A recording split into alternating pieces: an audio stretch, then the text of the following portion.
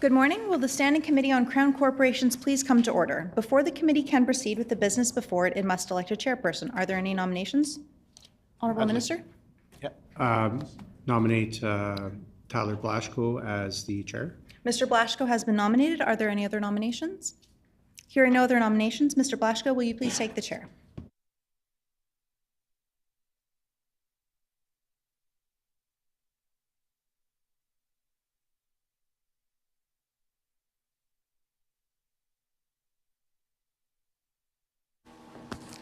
Our next item of business is the election of a vice chairperson. Are there any nominations?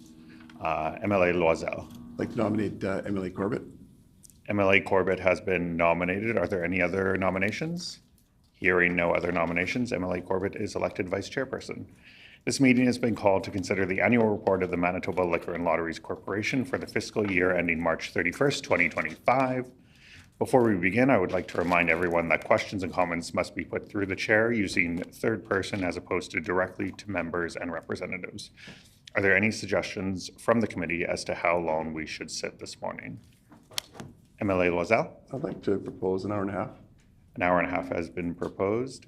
MLA Robbins? It's been agreed upon for 3 hours before this meeting. Okay, I hear 3 hours. Is that agreed? Agreed and so ordered. We will sit for 3 hours. Does the Honourable Minister wish to make an opening statement?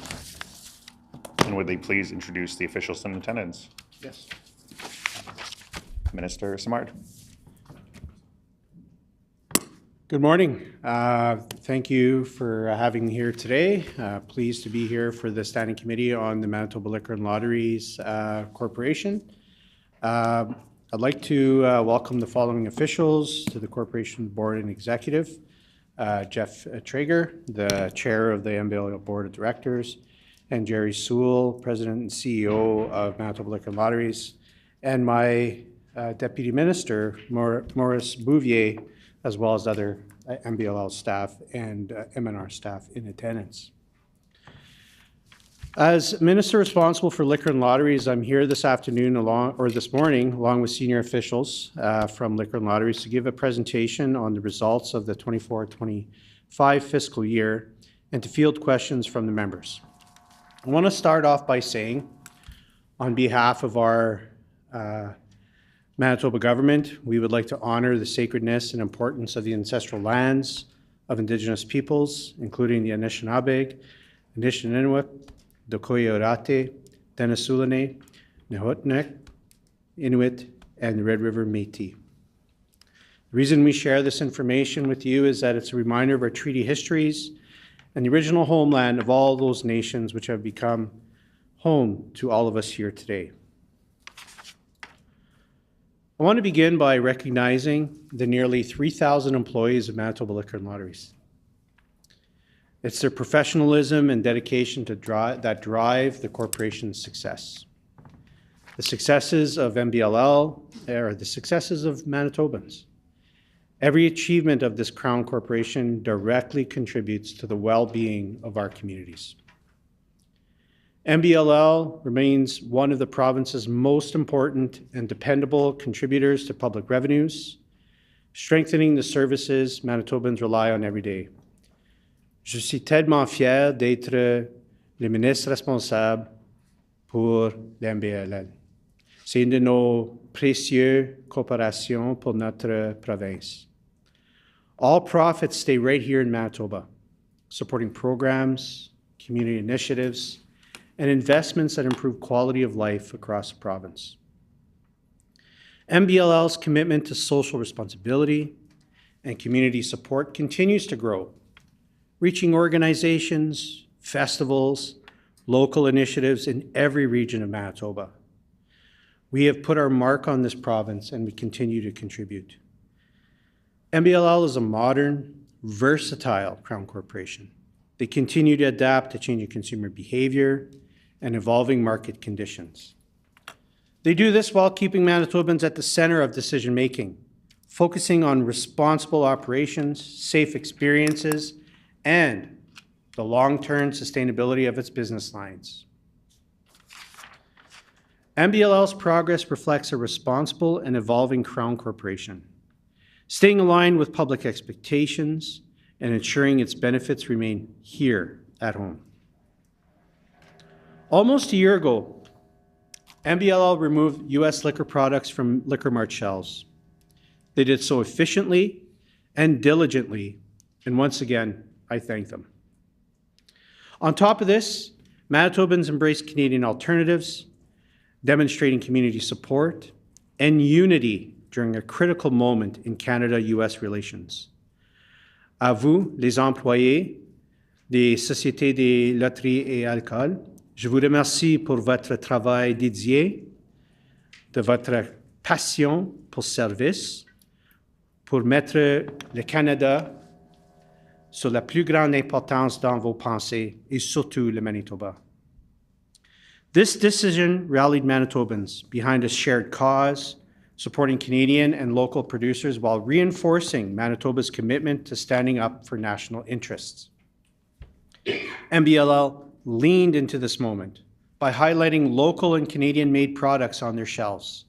This paired effectively with our supports for craft producers. MBLL continues to lead nationally in responsible gaming through its Made in Manitoba Informed Gambling program. The corporation is deepening its work on truth and reconciliation, guided by its Indigenous Advisory Circle and strengthening diversity, equity, and inclusion in its workforce. At the heart of all of this success are the employees of MBLL, people who show up every day with professionalism and pride.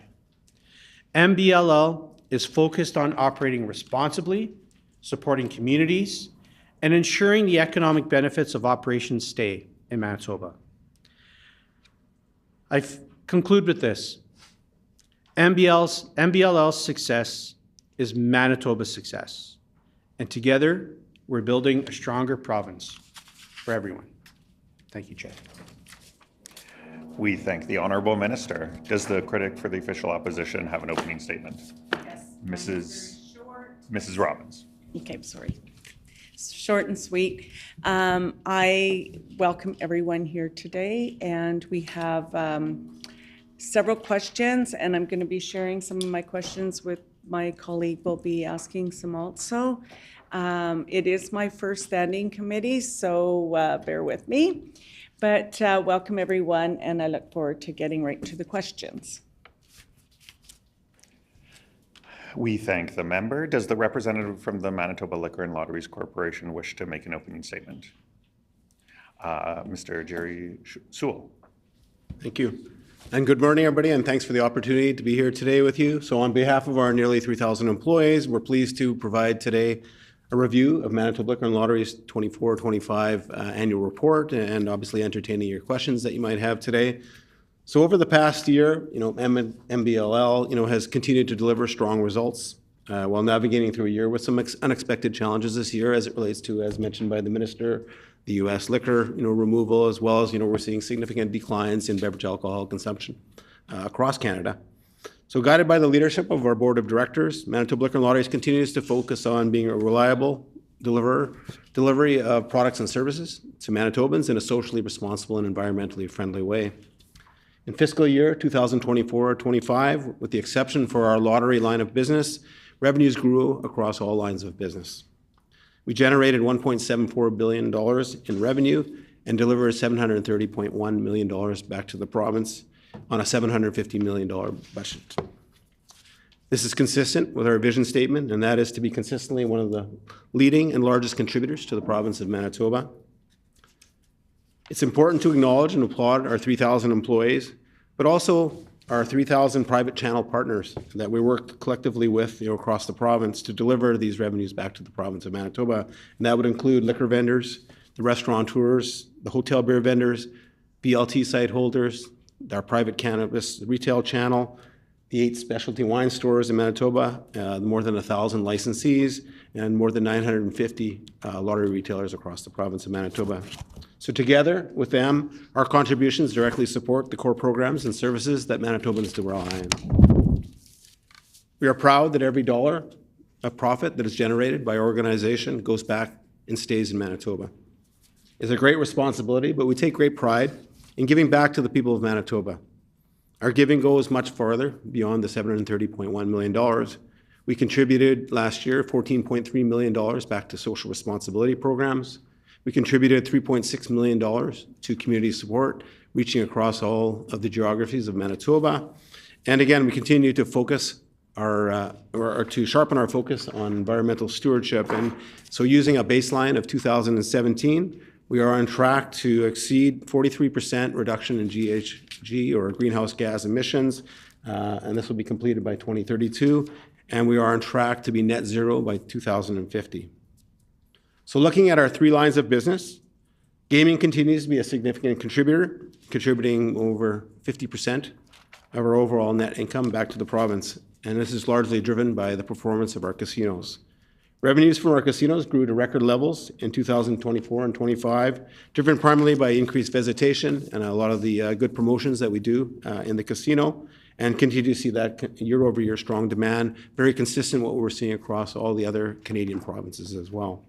So these results kind of demonstrate the importance of maintaining a modern and well-managed facilities, maintaining our gaming equipment and offerings to the consumer to make sure we're aligned with, current consumer preferences, and of course, making sure that, we are always staying aligned and responsible in delivering our services. We are excited, that the former gaming pause has been lifted, and we are actively working through the numerous VLT requests that have accumulated since 2018. So since 2018, we've accumulated almost 30 requests, primarily from the First Nations, to pursue additional VLTs. As a result of the pause, we were unable to pursue those, but the pause has been lifted now, and we are actively working with those parties to continue to validate their continued interest, evaluating the infrastructure costs to bring in the telecommunications necessary to operate VLTs in there, and as well as to get a better timeline as to when they might establish and build a facility that would house the VLTs. So again, at the same time, we want to make sure that we are aligned to social responsibility and managing the growth of VLTs through the province of Manitoba, and of course with that also ensuring that we are aligned to the province's commitment to path to balance and our capital expenditures. Our VLT network continues to perform well, but at the same time only saw slight year-over-year growth, supported by our ongoing machine refreshes. This segment of the business, much like the restaurant industry, continues to be impacted by economic pressures and a decline of attendance. And of course, a lot of our VLTs are situated in restaurants and bars, so they are seeing that effect, as is the liquor side of the business. Play Now continues to be the only legal, safe, and secure online gaming platform here in Manitoba.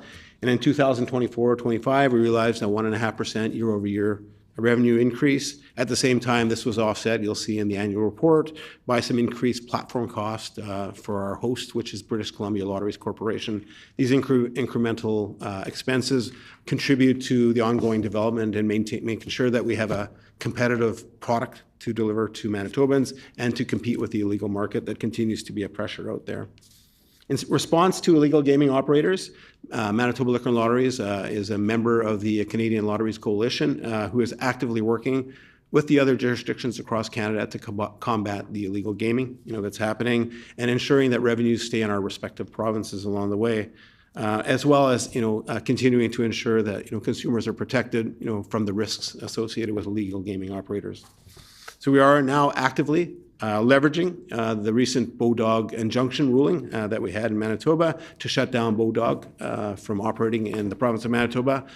This is, has sent a message to the industry. At the same time, it's an opportunity to leverage that judgment to go after and to address the individuals in Canada, the business operators who enable it. And so there are many enablers, when we think about financial institutions, the internet providers that are out there, the media who advertise and broadcast and litters our Manitoba channels, with that type of information. So we are actively working to combat them, at the same time lobbying the federal government, for their part to play and basically managing the social responsibility issue that is associated with this. Our liquor line of business continues to be challenged by material declines in consumption. Last fiscal year, we saw a decline of almost 4.6 million liters of beverage alcohol, and this has been a continuation of a trend that's been going on since for the last 5 years, or since 2021, where we've declined about 10 million liters over that period of time. This is consistent with the broader shifts in consumer behaviors and social trends that are out there. And again, this reduced per capita liquor consumption is something we're seeing across all the provinces in Canada and in a lot of North America, seeing the same sort of trend. Within this challenging environment, we continue to focus and look to support our local craft industry. Our local craft industry, has more than 50 members currently, and again, very successful. There's recent, news that would suggest that, that we're seeing, year-over-year declines of breweries shutting down. We haven't seen that happen in a number of years here in Manitoba. But we've worked with them to develop a new 20-point strategy to, again, help them continue to be successful in our environment and to prosper, because, again, we know they're an economic benefit to the province of Manitoba. We are actively working with the Liquor Vendor Association. So there is an independent liquor vendor association that had kind of somewhat gone dormant. We're pleased to indicate today that, again, there's some members out there who are actively trying to resurrect it, and we believe it's really important to have a single voice to work through.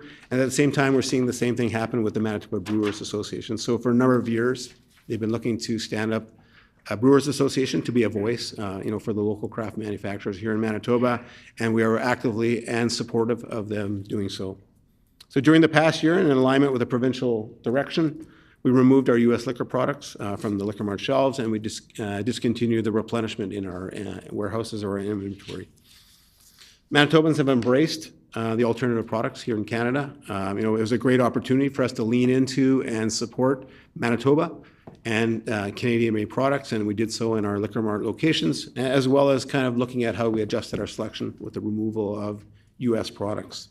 So again, Choose Canada and Enjoy Manitoba were two brands that we continue to elevate during that period of time and saw great success for, not only Manitobans, but the Canadian industry as well. We're very beneficiaries of it. The cannabis line of business continues to demonstrate strong and sustained growth. We grew year over year 18.9%. And the Manitoba Private Retail Network grew by 24. So we saw 32 new, and we lost 8 along the way, and it was a net increase of 24. So we ended the fiscal 24-25 with 229 locations here in Manitoba. And we're continuing to see the downward pressures on the price of the product. So we're seeing the price of cannabis, somewhere in the $2.15 range per gram, which again, year over year is significantly declining, creating hardships for the supplier industry, at the same time beneficial to the consumer and to the retailers here in Manitoba. Through our community support program, we provided funding and in-kind support to more than 350 organizations across Manitoba, which included community festivals, cultural events, and charitable fundraising, in order to broaden our reach. Order. Your time has expired. Is there leave for Mr. Sewell to finish his statement? Agreed. Mr. Sewell. So our, to further our reach into rural Manitoba, we've launched a new funding portal to make sure it's more accessible and create awareness so they can access our great programs that we have. We saw our commitment to community support grow by $500,000 in the last fiscal year. So led by our staff, we continued on our journey to deliver on our truth and reconciliation and diversity, equity, and inclusion roadmap goals, and it reinforces our commitment to improving our relationships and respect for Indigenous people and ensuring that all our employees are heard, they're valued, and they have a sense of belonging. And relating to our truth and reconciliation journey, we are grateful for the ongoing support of our Indigenous Advisory Circle, who provides insights, guidance in making and helping us make decisions as it relates to our roadmap, as well as corporate decisions in the operational areas of the business. So in closing, I want to recognize the dedication of our Manitoba Liquor and Lotteries employees across the province.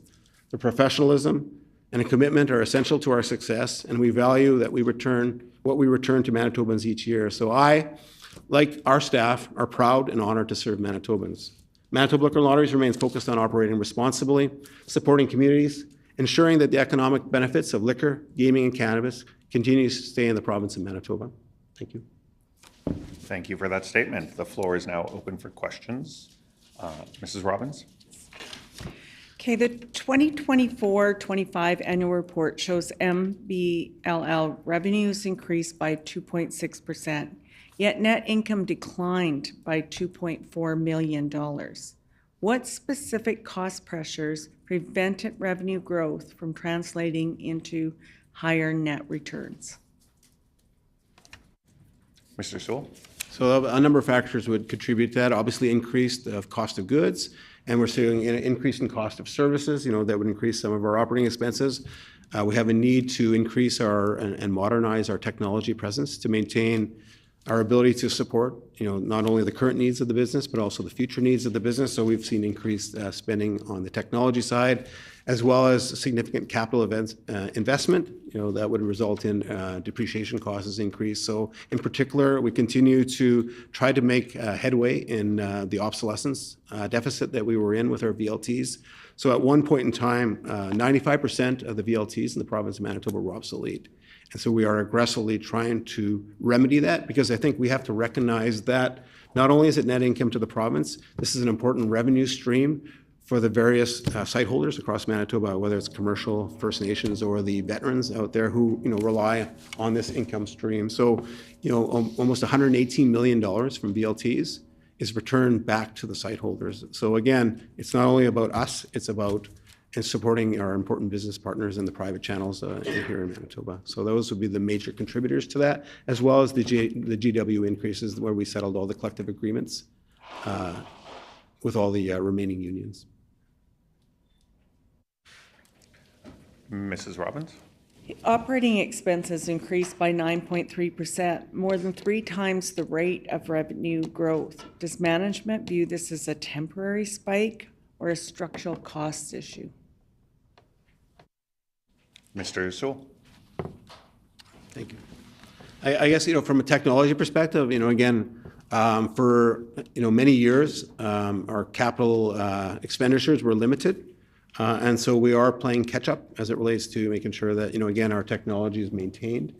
So I see that happening over the next number of years, continue to refresh our technologies and keep it current. I think, our focus on keeping current is, not only having capabilities, but it's also avoiding interruption to revenue streams to the province of Manitoba. And it's the reliability of those income streams, but it's also reliability to our business partners. So many, as I mentioned earlier, there's 3,000 business partners in Manitoba. They rely on our systems running and operating because, again, when we're down, they're down as well. So, that's an important investment. I think there's always, every year, when we go into collective bargaining, there's always, expectations that there would be increased salaries and benefits. I would think there are some offsetting expectations, in particular when you see the decline of beverage alcohol. So again, with the decline of beverage alcohol, we'd see a decline in the hours allocated to Liquor Mart staff. Secondly, you would see reduced freight costs, and that's very significant to reduce the freight cost and cost of goods, would reduce equivalent, for that decline in the liquor sales at the end of the day. So when we kind of look into the future, we'll see kind of a positive variance as it relates to the decline. At the same time, it reduces net income back to the province. The other thing, when we talked about, when you're looking at the year-over-year decrease in operating expenses, another significant one to make note of would be that in the prior year, in sundry expenses, we sold one of our own properties, and that resulted in a $4.3 million gain. And so that wouldn't have been, and when you're comparing it to the next fiscal year, so there's a big portion of that, $9 million.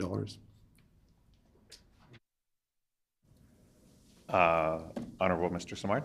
Yeah, and I think one of the things to really underline here is as we are continuing to tackle the obsolescence problem with our video lotto terminals and casinos, having up-to-date and modernized equipment also contributes to increase in revenue. So the investment in having high-performing, relevant, modern machines in our facilities across Manitoba has contributed to the increasing revenues, and that I shudder to think about what would have happened had that not happened.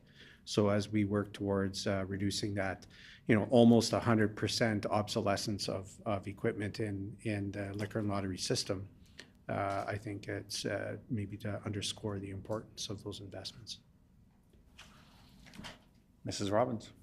Employee benefits costs are cited as a major driver of expense growth. What portion of total operating cost growth in 24-25 is attributable specifically to labor-related expenses? Mr. Sewell. Yeah. So about 9.4 million, or 5.5%, was related to general wage increases, so salaries and benefits. Mrs. Robbins. MBLL returned 730.1 million to the province, down slightly from the prior year. What risk could cause the contribution to decline further for the next 3 to 5 years?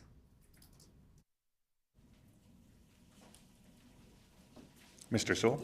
I think there's two primary factors at work out there. So, one would be the economic pressures that continue to impact particularly the younger demographic. So, when you're seeing those debt to income ratios, in that 170% kind of range, it's impacting people's disposable income. And so much of our businesses, in particular liquor and gaming, rely on disposable income. So, until we see some relief there, and that disposable income increases, that's one key factor to monitor out there.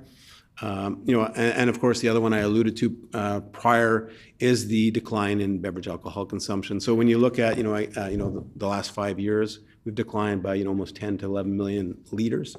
That's very significant, and it's a continued kind of downward trend. And kind of, my expectations of, that will continue to happen over the next couple of years for a number of reasons. I think, first and foremost, obviously social habits of younger people are changing significantly. I think you're seeing a lot of pressures from large medical organizations, citing that, again, there's, inherent dangers or risks, associated with consuming beverage alcohol. You even look, locally here in Manitoba, Cancer Care, had a campaign out there that suggested, make your next drink, non-alcoholic. So there's a lot of voices out there, and there's a lot of promotions out there about, again, the health risks associated with beverage alcohol. And then, of course, as people come of age, the other thing that's kind of contributing is people diverting to cannabis. So, as young people come of age, they're making that determination, do I go to, down the route with liquor, or is it going to be cannabis? And we've seen, through surveys where people have declined their consumption, about 12% of them cited that of those 20% who, indicated that there was a decline in their consumption habits, about 12% of them indicated that, again, they were directing it to cannabis. That was another option. And I think the other unknown that exists out there, and we know there's already, some reports out there that would suggest that GLP drugs could have effect as well in the longer term. So as it, kind of impedes the cravings and addictions, at the same time, we expect that could have an impact on beverage alcohol consumption. You wouldn't have that kind of desire to consume additionally along the way. Honorable Mr. Simard. Yeah, and just to elaborate a little bit more on some of the expenses, I mean, we both started our comments, your opening comments, underscoring the importance of the employees that service Manitoba through liquor marts and casino and IT and you name it, distribution. And for many years, they were stuck at zeros every single year in terms of salary. And there's a saying, catch up and keep up. Well, we did the catch-up piece, and we will continue to keep up with making sure that our employees are respected, and we continue to invest not only in their well-being, but also in the important role that they play in making sure that any pivot or any new initiative that comes out of the MBLL is executed with a workforce that is valued, that is cared for. And that's something that I'm particularly proud of the MBLL for having done under the leadership that you see here today, is that, if you look at our strategic plan, the very first people you see on there are everyday employees of MBLL. whether they work at a liquor mart or if they're working in IT or cleaning the floors in our casinos, because we succeed when they succeed. And I think that's one of the most important things to remind ourselves when we work in this endeavor that we have, is that our success, the province's success, is incumbent on the fact that the people who contribute aren't just seen as worker bees, but partners in making everyone's experience in our liquor marts or in our lines of business valuable. And that comes with, first of all, valuing the employee so that they can value the customer. And the customer ultimately is all of us in Manitoba. And we see the same, not only in terms of the way that we treat our employees, but our partners and liquor vendors across Manitoba.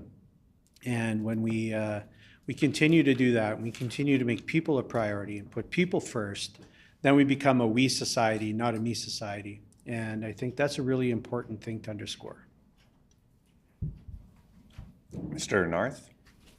Thank you, Honorable Chair. I think it's important that we circle back to the stats on the expenses of the corporation in relation to the revenue growth, and that the 9.3% increase in expenses is in fact 3 times the rate of revenue growth. And I appreciate that the CEO, Mr. Sewell, had explained that, and I appreciate that.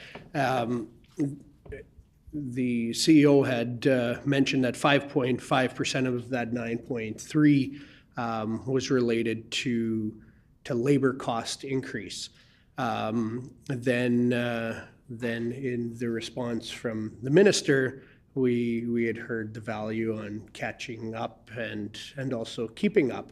So I think it's important to us and to Manitobans to get a clear picture as to what that looks like moving forward.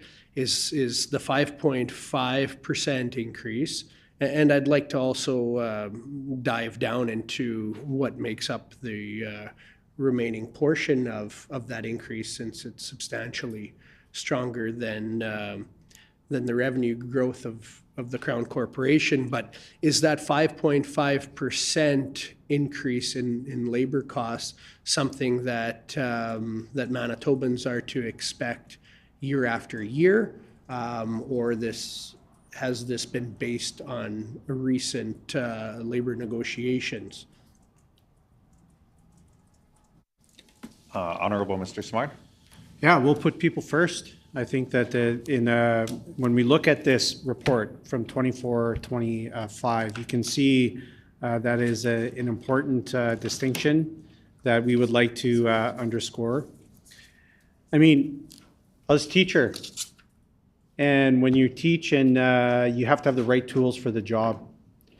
And when you can't teach in a classroom using overhead projectors anymore. We just had a great summit on AI in education just recently. We talked, like when I started teaching, the internet didn't even exist in terms of a teaching tool, right? And one of the things that we have to make sure that we do in a corporation is stay relevant, make sure that the folks are taken care of. And the newest and the brightest things are costly.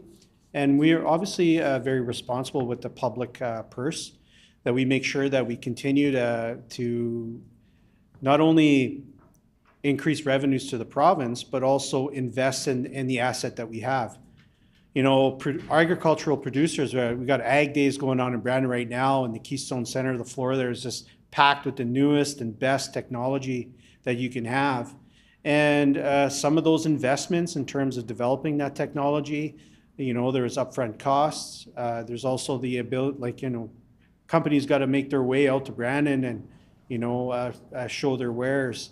So I think the more that we can look at, I think that's an important piece. The expense, sure, but I think we look at it as an investment, because the corporation thrives when you make the proper investments over a period of time. And when you put people first, and then you bargain in good faith, That's when you come to deals that are agreements that are equitable. So it's not a contract, it's an agreement, right? An agreement means that both parties look at what is in front of them, the reality of the situation from the corporation's point of view, and the realities of the situation from an employee's standpoint, to decide what makes sense to be able to move forward in harmony. And I would say that in 24-25, what's not coming through in this annual report is a reestablishment of harmony within the corporation. They had just come out of a debilitating strike that had massive impacts on revenue, massive impact on the employee retention. And when you put people first and you make the proper investments in technologies and things that matter to the corporation to be able to increase revenues like we see, then all of a sudden you start to have a kind of a self-fulfilling prophecy on how things can move forward. So in terms of expectations for the future, I think that I can assure you that you're going to have an honest broker with employees, that you'll have an honest broker that looks at investment as a key part of growing the corporation, rather than allowing our assets to depreciate. I mean, we started talking about a 95% obsolescence in VLTs. That can't be the status quo for our government and for the corporation. That we have to continue to renew, that we have to continue to value the work that people do. And we value the work that people do when we sit down at a table across with them to talk about what's beneficial not only for employees, but for the corporation, where we can move together in partnership and in harmony rather than in conflict. Because what we did see in that strike was massive conflict, which had really damaging impact for the corporation, not only on the relationship between employee and an employer, but also on the brand, but also on the trust that you have to build with Manitobans. And Manitobans want to continue to have a government that values employees. So in a long way to answer your question, what can you see for the future for the corporation going forward? You'll see a corporation that bargains with its employees in good faith. And we see in the 24-25 work that investments in employees are exactly that, investments in people. So maybe you want to go further, CEO? Mr. Sewell? Yeah, and I think, kind of when we think about kind of, looking forward, again, the catching up, as far as kind of our investment in our facilities, in our equipment, in our VLTs, as the minister pointed out, again, that's probably our most significant capital investment year over year now, trying to catch up from the obsolescence. One of the challenges, and I think you can appreciate, as, for us to adapt to different ideologies as governments, come and go. And so at the same time, you drive down a path and make investments, in a certain direction, and then you're redirected in another way. Very inefficient, obviously not in the greatest interest of, the province itself and our net income contributions. But again, we find ourselves as an organization having to pivot, and say, well, don't invest here. Okay, don't invest in our casinos. Don't invest in our Liquor Mart stores. And now, we're having to maintain these things. And again, it's expensive to play catch up. At the end of the day, as opposed to taking a more regimented process of, maintaining and continuing on to maintain our investments in our organization. To the employees, thinking to the future, some of the things as we see operating costs go up. So our ratio is 16%, so that's a 1% decline year over year as far as the ratio of expenses to revenue. Some of the areas where, to control salaries and benefits costs. One area of opportunity for us, obviously, is to, reduce our reliance on external consultants. So, as many organizations today have a heavy reliance on IT consultants, and it's hard to acquire that skill set. And at the same time, I would say we have an overabundance in our organization, and we are actively, looking to reduce that. But at the same time, we have to be mindful of, bargaining is coming up again. So, a lot of the collective agreements, 3 of our largest collective bargaining units, which make up more than 50% of our membership, are expiring in this coming year. And so we, of course, we will be going to the table with them. But, again, this would be the MGU, which represents all our Liquor Mart employees, Unifor, that represents all of our casino employees, and then we have a Teamsters, smaller supervisory unit that comes up in the fall time. So to your point of kind of looking forward and understanding it, so, there's going to be incremental costs as it relates to that. The technology, we've gotten ourselves into a technology deficit. We have to keep current. We're not, I like to look at it that I'm building the organization for the next person, along the way, and we have to maintain it, and we have to have continuity, and we can't have business interruptions, because again, our business interruptions are not just to the province, it's to every, the 3,000 private partners that we have out there in the province of Manitoba. Mr. North? Thank you, Honorable Chair. And I appreciate that response. I was more so looking, and I'm glad that the CEO, Mr. Sewell, gave a clear image of the rationale behind that, because I think that that Manitobans value what the Crown Corporation provides financially to the province and to the services of the province.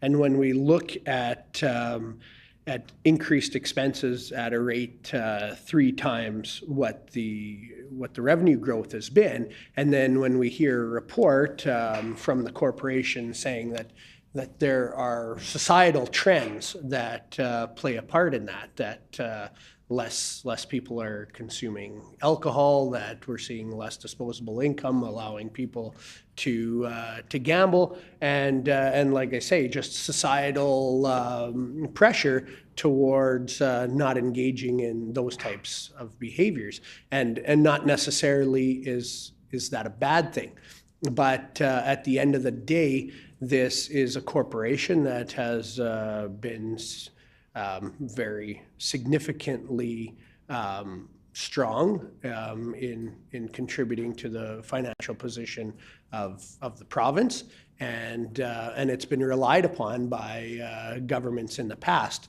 So when we look at trends going in the opposite direction, I think it concerns all Manitobans, and it sure concerns us when we don't have a clear answer as to when we can foresee that the catch-up that the minister and the CEO speak about will be completed, at least with some level of guidance on that.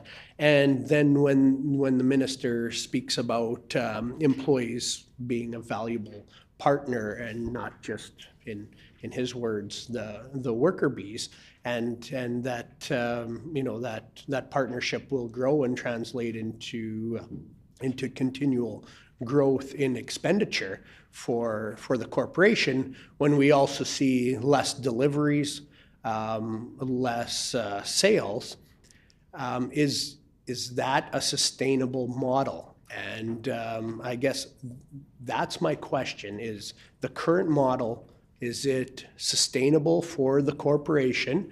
If we see expenses outpace revenue growth by a rate of triple, how many more years do we have to view sustainability in this corporation? When can we see those numbers turn around?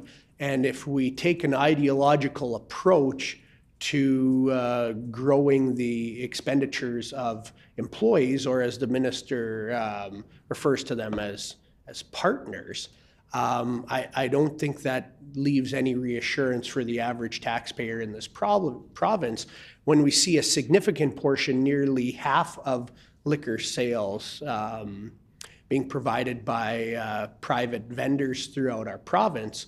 Those private vendors are left a stagnant portion of profitability, and they're responsible for their employees and capital investment.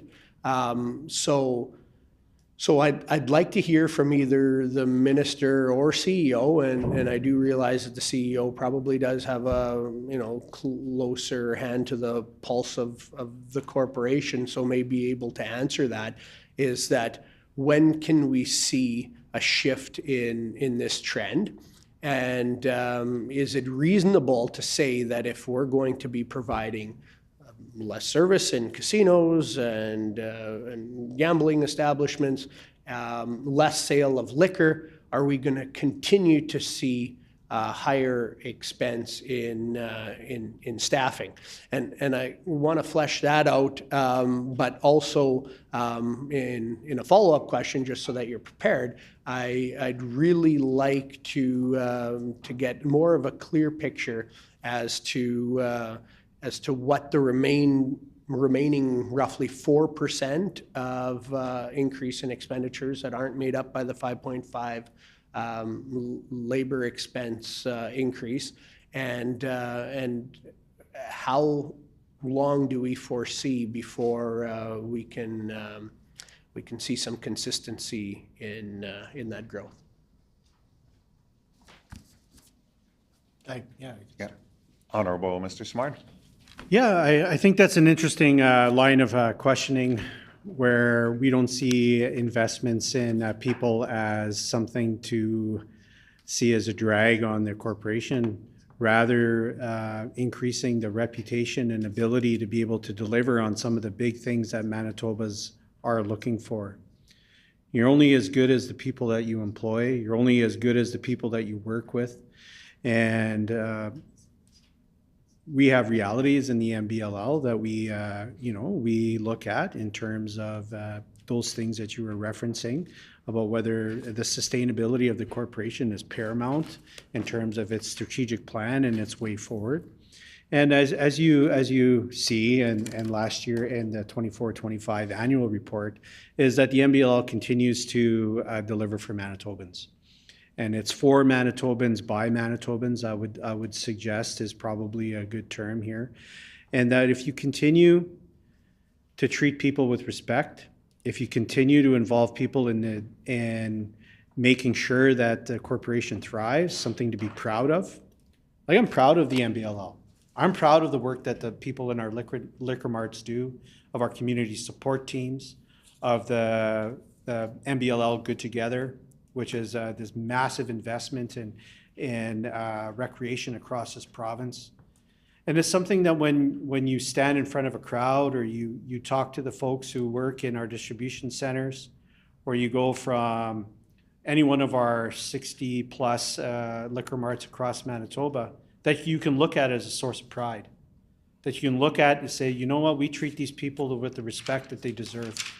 And there's different ways where you can have folks follow you into battle. Like, we're in tough times right now. But treating them in a disrespectful manner, or locking them out, or forcing them on the picket line isn't the way to do it. And I think that the message that I would convey in terms of the predictability and sustainability of the MBLL, to be able to adapt to times where we have threatening tariffs, or times where we have declining liquor consumption, that you're not going to be able to come through those challenges without reliable workforce, without folks that you know that you can depend on, who are just as proud of the corporation as you are. Where getting a job with liquor and lotteries is not just getting a job, it's getting a career. And there's a big difference between those two things. And I think that's one thing that if we can continue to work to be able to have people understand that there's value in what they do. There's value in having someone come to one of our liquor marts and say, hey, I'm having this meal. What do I pair? Which wine do I use? And having a workforce that knows that they've been educated on these things, that they've worked on deciding on how this could work, and saying, you know, this is a nice wine from the Niagara region or from BC that I think that you should give a chance to. And then have a discussion with the folks who are coming into the stores. And how are you going to be able to say, I want to provide this type of delivery to a customer coming through the door for the MBLL or liquor and lotteries, but they don't even care about me to sit across the table and look at me in an honest way? And I think that's one of the most important things that you can do as an employer, is to have agency, to have harmony within the organization, to have folks who believe in Manitoba, who believe in what they do, and not just as a job, but as a career, as a valued piece of the future of our organization. And I'm incredibly proud of the work that the board has done with the CAO. in developing that relationship with employees, to put them on the front page, to work with them on saying, how can we deliver for Manitoba? Because ultimately, that's what we're all here for. We're here to deliver for Manitobans and continue to have soaring revenues and to continue to have a product we can be proud of. So maybe Mr. Sewell?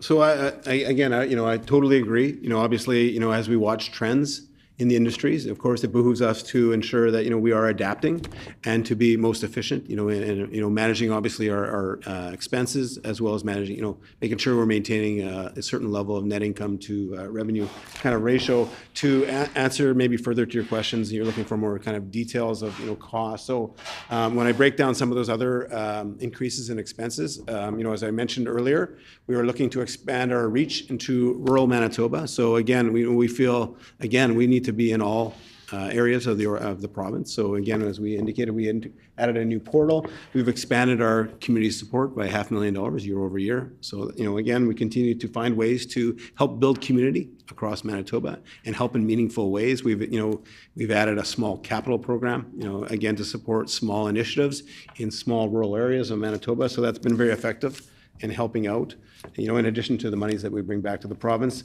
Grants in lieu of taxes, as you can imagine, increasing and expecting to see more significant increases, in particular as it relates to some of the City of Winnipeg increases we're expecting in the future years. That will grow. Maintenance cost was a significant part of it. So back to not maintaining your investment, going years without, putting capital investment and seeing the benefit of keeping things current, you pay for it through maintenance costs. So, increased, break fix, maintenance, parts, that sort of thing, is a contributor. The technology side of it, and this is something to kind of understand from a reporting perspective, from a financial reporting perspective, is that most of the new softwares, the most new technologies out there are cloud-based now. So you're seeing them online subscription-based services. Now they're not capitalized anymore. They are basically become operating expenses. And these are significant operating expenses as you move from, material on-premise IT solutions into, subscription-based. So those will start showing up in there as well and start increasing operating costs. Normally you wouldn't see that kind of there. The other part is the salaries and benefits we talked about, the $5.4 million there. And then the British Columbia Lotteries. So again, as I mentioned earlier, there's a $2.2 million increase with the new contract. But again, the benefit is making sure that, we're paying for them to maintain and keep a current solution that appeals to, the current audience, and at the same time ensuring that we're competitive with an aggressive legal gaming market, that exists out there. So that's maybe some more detail for you as to kind of where some of those operating costs. But to your point, I 100% agree. We need to manage costs, as an organization, and in particular, watching what's happening in the VLTs. We're watching what's happening in the liquor industry. We have to adapt. At the same time, we have to be responsible. It's not a case of, hey, how do we grow liquor, and maybe in an irresponsible way. So we got to maintain that responsibility that we owe to the province of Manitoba. At the same time, it's managing costs. So it's looking at the operations from stem to stern, how we deliver, what we deliver, where we deliver, and again, looking internally and looking inside our organization at operational efficiencies. Mr. Narth? Just one more direct question on this topic. Has there been any calculation or prediction on how many more years of erosion to the profitability potential would the corporation need to see before we see a sustainable amount of growth for the corporation? So that would be the expense increase in relation to the revenue growth. So we see it outpacing by 3 times right now. We've gotten a pretty clear picture from the CEO that it's as a result of much needed investment into the corporation. Is there a sustainable amount of profitability that for the long term we can see being attainable by this corporation if this needs to further slide on the path that it currently is? Mr. Sewell. Yeah, I'll go quickly. Honorable Mr. Simard.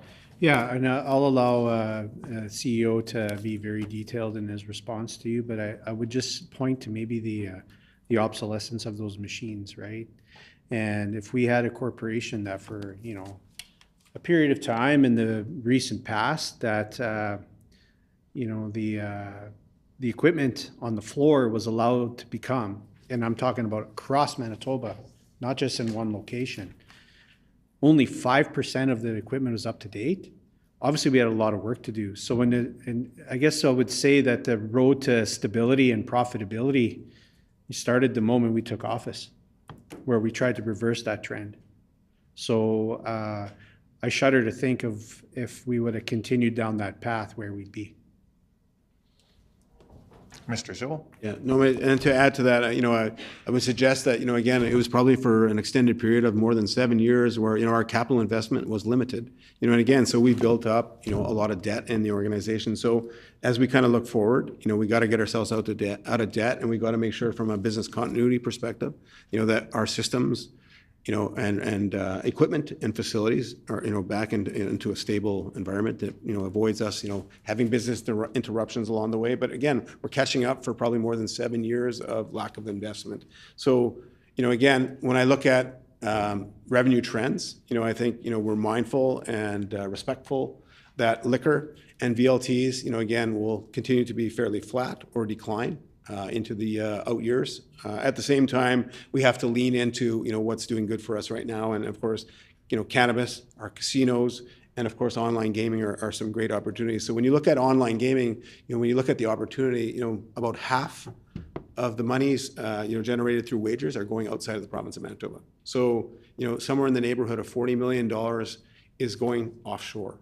To these illegal operators. So as we work to combat the illegal market, again, that is a huge growth opportunity for us, for the province of Manitoba, to be able to kind of bring that back in and keep those monies in Manitoba to support, the important programs that we have in the province of Manitoba. And that's where we got to lean into. And at the same time, I'll say it again, for those areas that are declining, we have to act prudent, we have to be very prudent and adjust accordingly as to, again, how do we reduce those operating costs? Because again, we're mindful it's not growing. So at the same time, operating expenses related to those areas shouldn't be growing as well.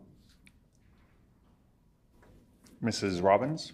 Specialty wine store sales declined by year over year have been declining. Does MBLL review this as a structural issue or as a wholesale model?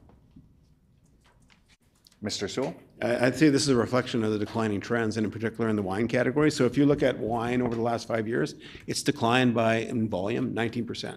So again, those are the two areas, beer and particularly beer and wine, are the ones that are declining significantly year over year. And of course, their channel is playing in the wine market, and that's what's impacting them. Because we got the same number of operators, again, same locations, nothing's changed for them other than, like I said, is consumer demand and consumer habits. And I think the other thing I would add to that is that, there's a growing trend towards refreshment beverages. So that's kind of the new, across North America, where everybody's seeing kind of increase in kind of volume. So people are going to the ready to drink, the refreshment type beverages. So again, that's taking away from, the clientele that would potentially be drinking wine. Mrs. Robbins. Licensee sales declined, including on premises of beer sales. What does this indicate about changing consumer behavior? Mr. Sewell. As I said, kind of on the onset kind of thing, many of the surveys out there would, suggest again, what's driving that is basically economic conditions. Again, the hardships, the heavy debt loads, that are being carried by young people. And, we're hearing anecdotally and reaching out to our various partners out there to understand that, people coming into restaurants now they're coming in less frequently. I think there was a recent survey that suggested that, 56% of the people were going less to restaurants. At the same time, what we know is when they are going to restaurants, they are buying less. So they're not buying the appetizer and they're not buying the dessert anymore. And then for us, as we kind of look at us and our site holders, is that, what do you have left now to go play the VLT machines after? So again, seeing some of that. So, but the licensees sales, I would suggest, a lot of it's driven by economic conditions affecting, that age demographic.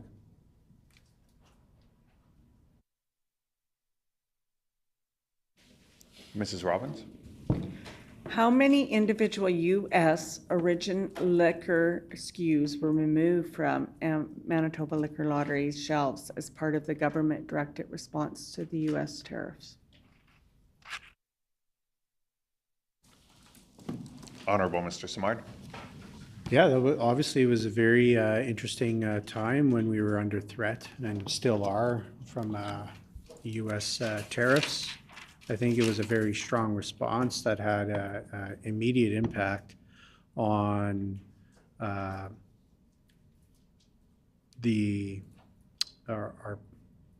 U.S. vendors. They're obviously hurting because of, the MBLL is one of the largest purchasers of beer, wine in the world. And to have this corporation not buy U.S. liquor, I think, has sent a fairly strong message that as a government, as a corporation, Manitobans do have a certain amount of strength and in responding to those types of things. And I think that a total of 750 pallets of American liquor products were removed from the shelves, so and put into the distribution for storage. And yeah, I just direct answer there. Mr. Sewell? Speaking specifically to the number of SKUs, so about 8% of our sales and 8% of our SKUs are attributed to U.S. products. And if you want to kind of break down, what component that makes up of sales, so when you look at spirits, it's about 17% of our sales. Spirits, wine was about 11%. Refreshment beverages category would be 4%, and then of course beer much smaller, and that's about 3%. So at the end of the day, we run about 10,000 SKUs. So that should give you an indication of what was removed. Mr. North? Thank you, Honorable Chair, and I'd like to thank the CEO for that response on the amount or the portion of the total SKUs that were pulled off as a result of being American products. Many Manitobans had noticed that some liquor that was still on the shelves were American companies and well-known American companies, and there's examples of those that I could provide if you want.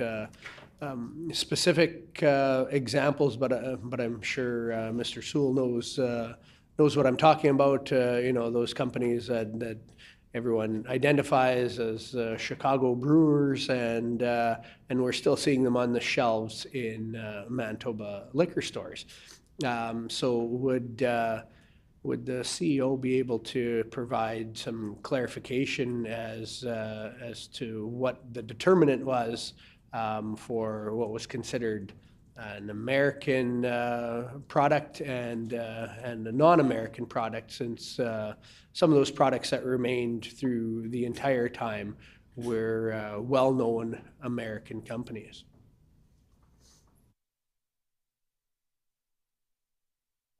He'll elaborate on this point, but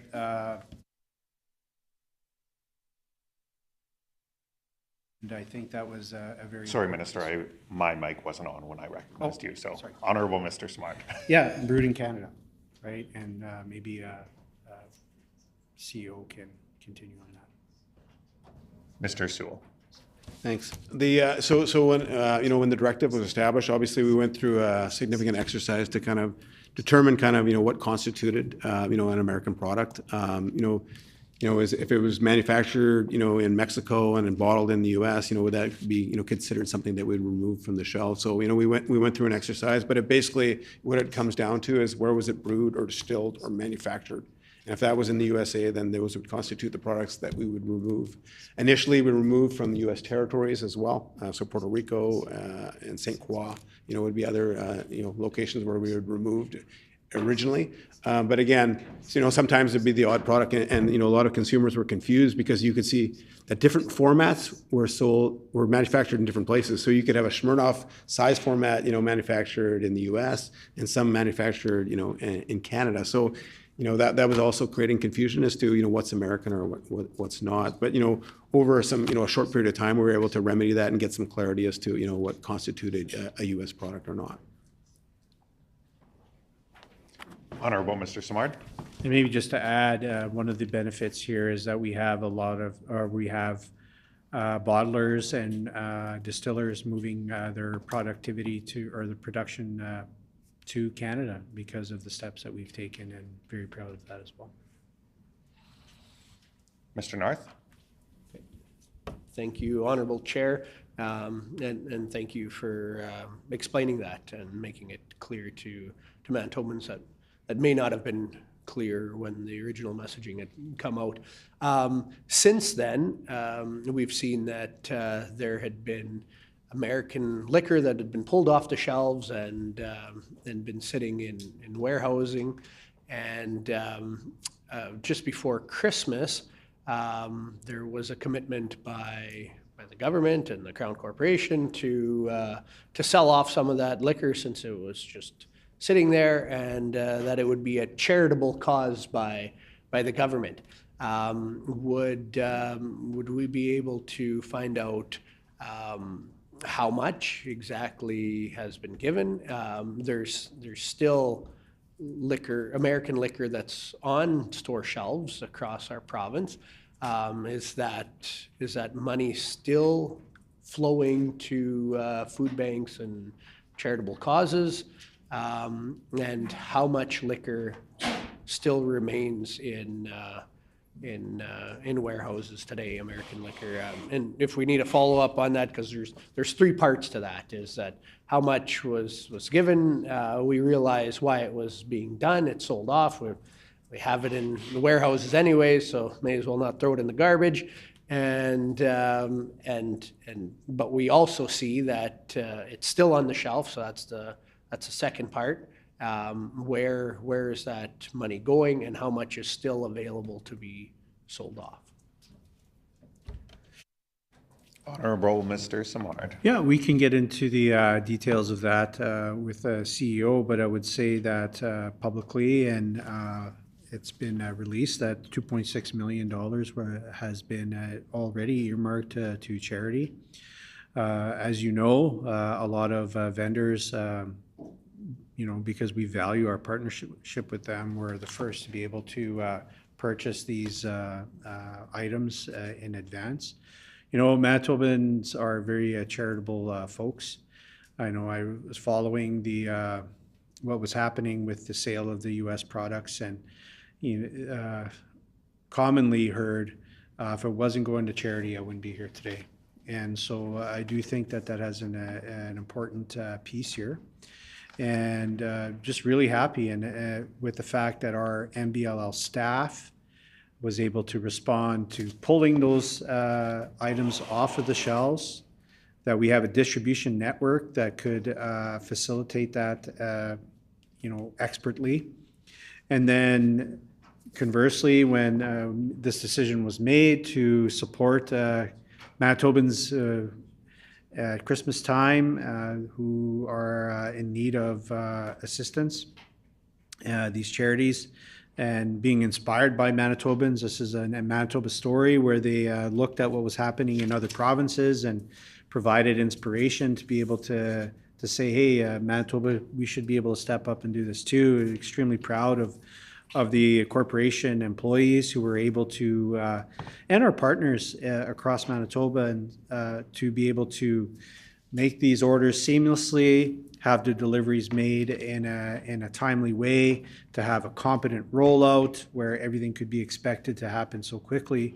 And so in part, response to your question, 2.6 million has been distributed or will be distributed to charities. There are, as you mentioned, still products on the shelves, and we will make sure that it's available to folks. But obviously, we are in a a trade war, for lack of a better term, and that there's been no purchases of U.S. liquor since. So, CO Sewell.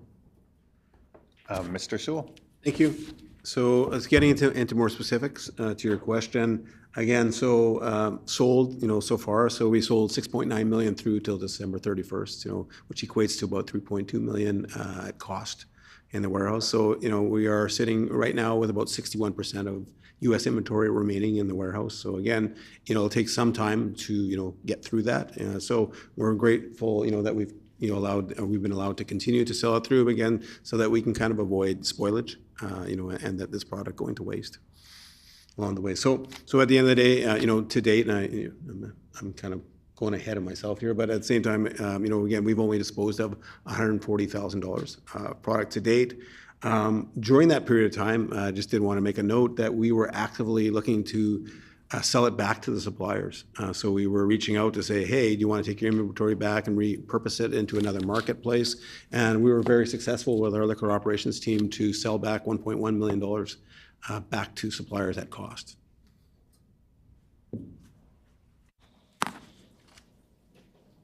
Mrs. Robbins. So were private liquor vendors, licensees, or duty-free operators compensated or otherwise supported for losses related to the U.S. product removal? Mr. Sewell.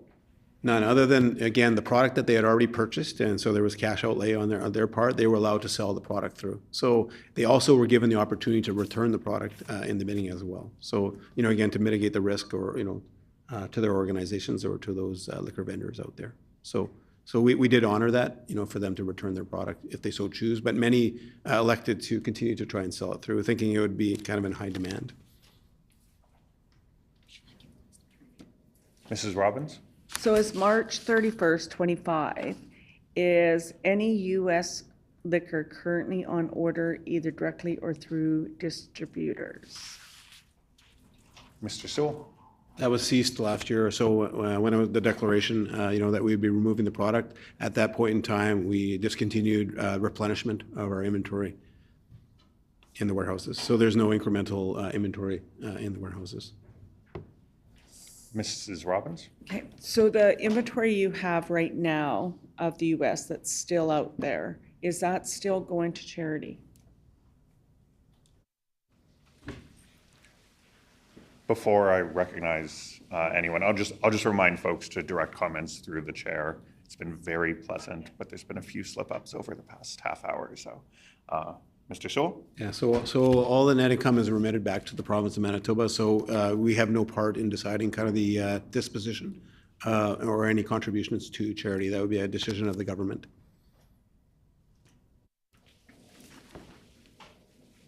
Mrs. Robbins? Answer. Can you restate your question, please?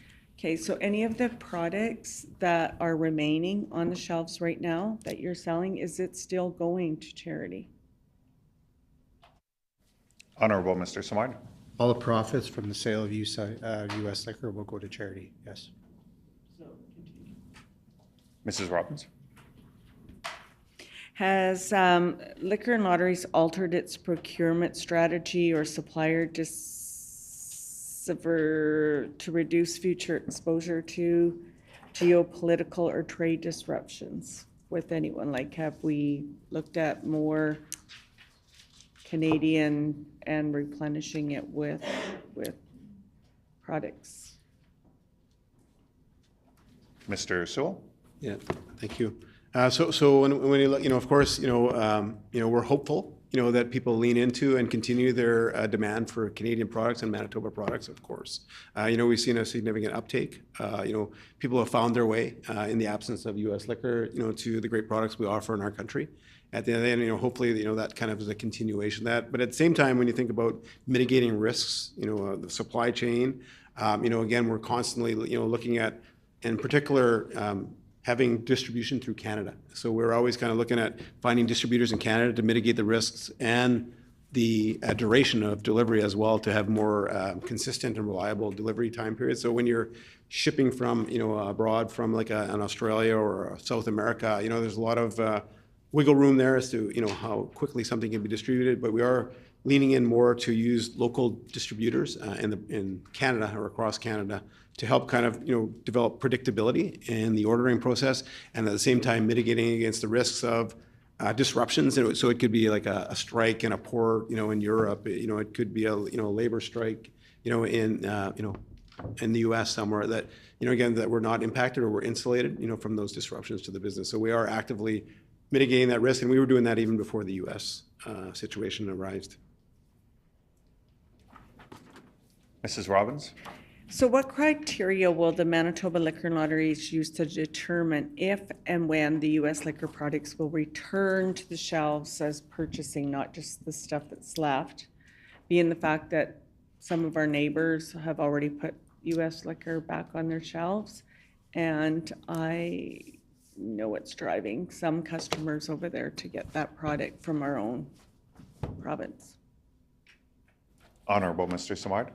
Yeah, so, seeing we're here for the annual report for 24-25, I'd like to maybe just reiterate the fact that the government's response was to the announcement of these tariffs that were imposed on Manitoba at the time. And I think from a go-forward perspective, it's important that we look at the geopolitical situation and determine what's going on with the threat down through the U.S., but we have a president who is working unpredictably, I say, to be most kind, and those geopolitical threats aren't going anywhere.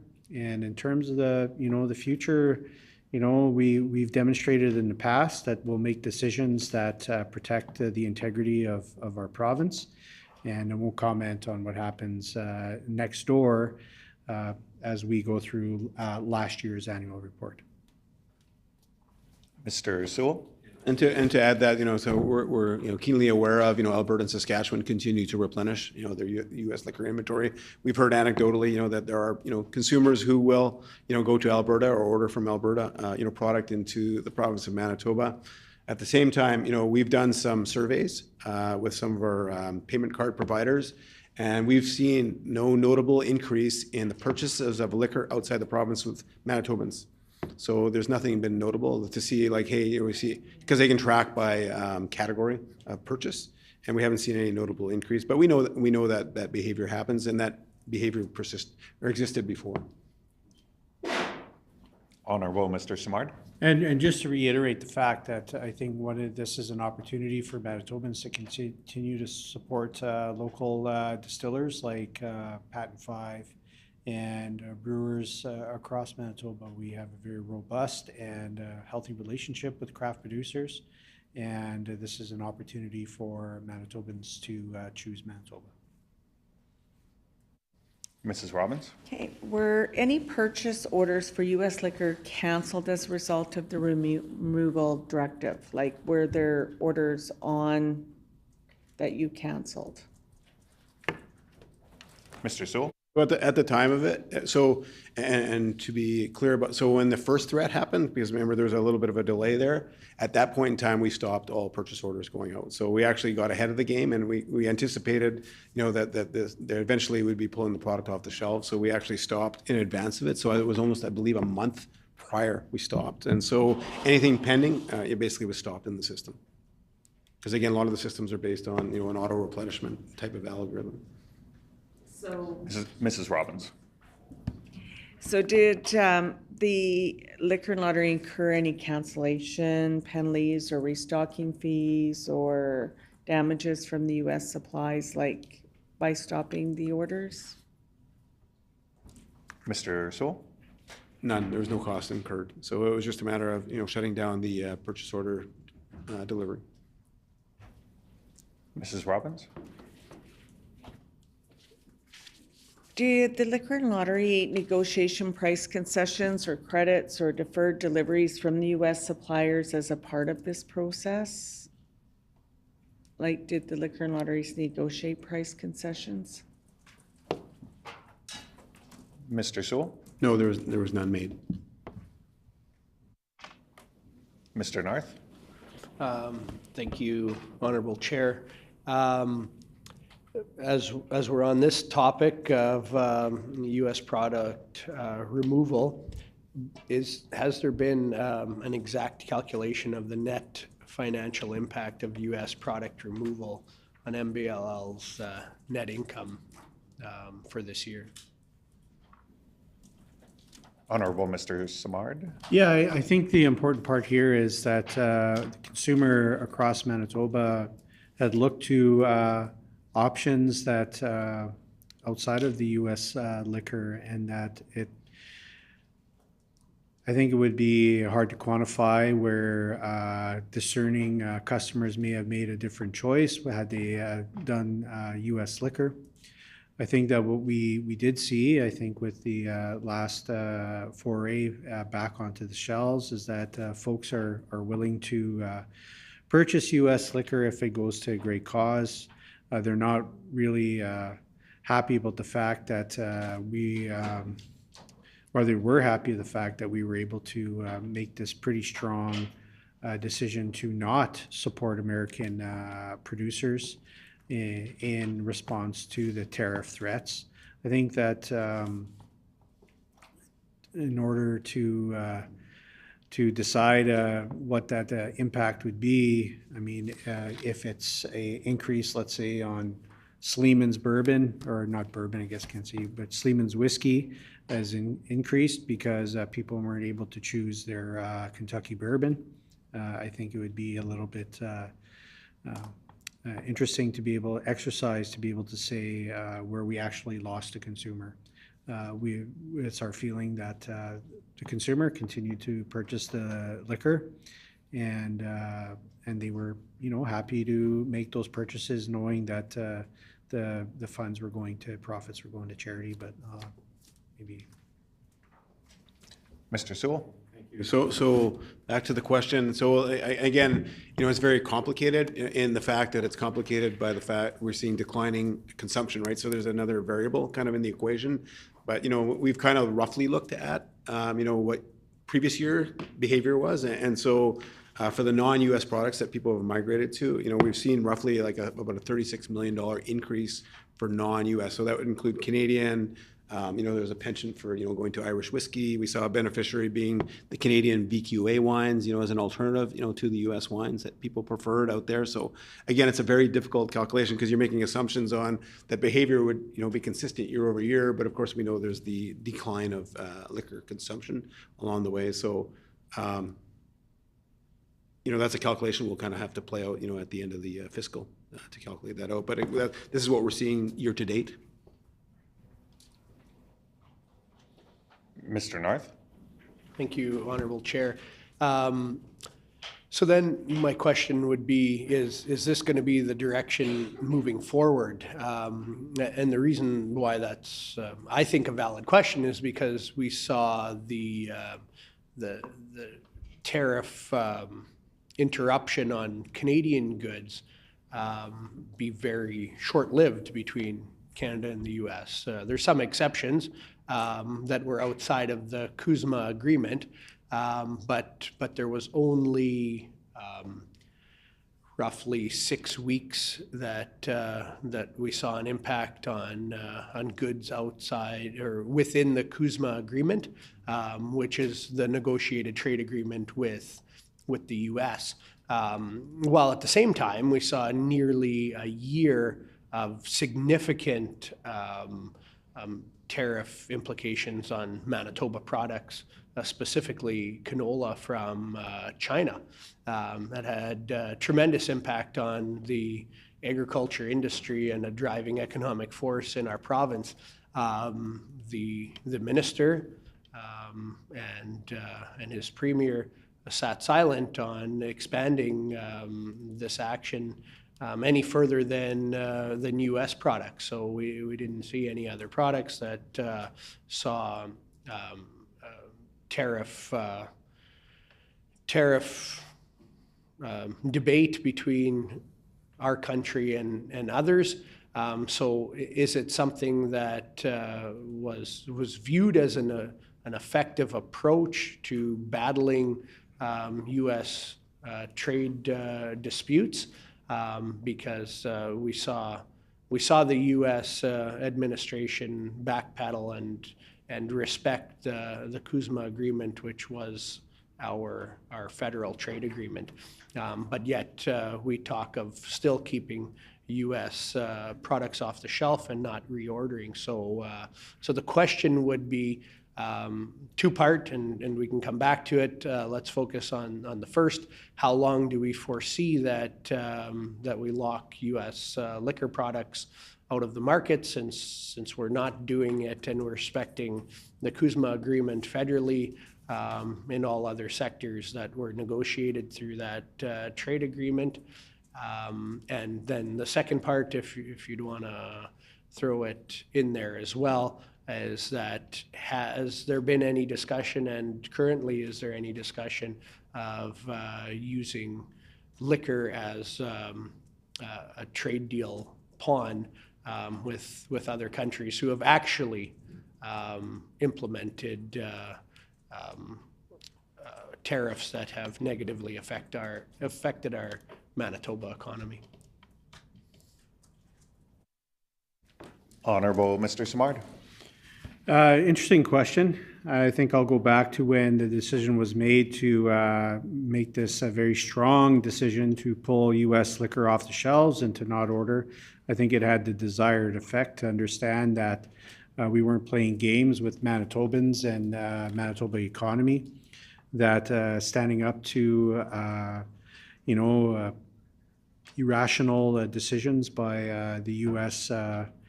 President. I won't even be kind enough to say U.S. government, because I think this is driven out of the Oval Office. I do think that the most important part that we have to remember here is that our corporation puts a premium on Manitoba products. You can go into any liquor mart across Manitoba, and the very first thing that you see are shelves and shelves of Manitoba products there for the consumer to browse and try. Really, we have a number of different craft manufacturers and restaurants across Manitoba, the Forks Common, where these products are on the shelves or on tap, where folks can enjoy those. And I think that the best response that I could provide to you is that when we put Manitobans first and put Canadians first, that's where you have the biggest benefit. And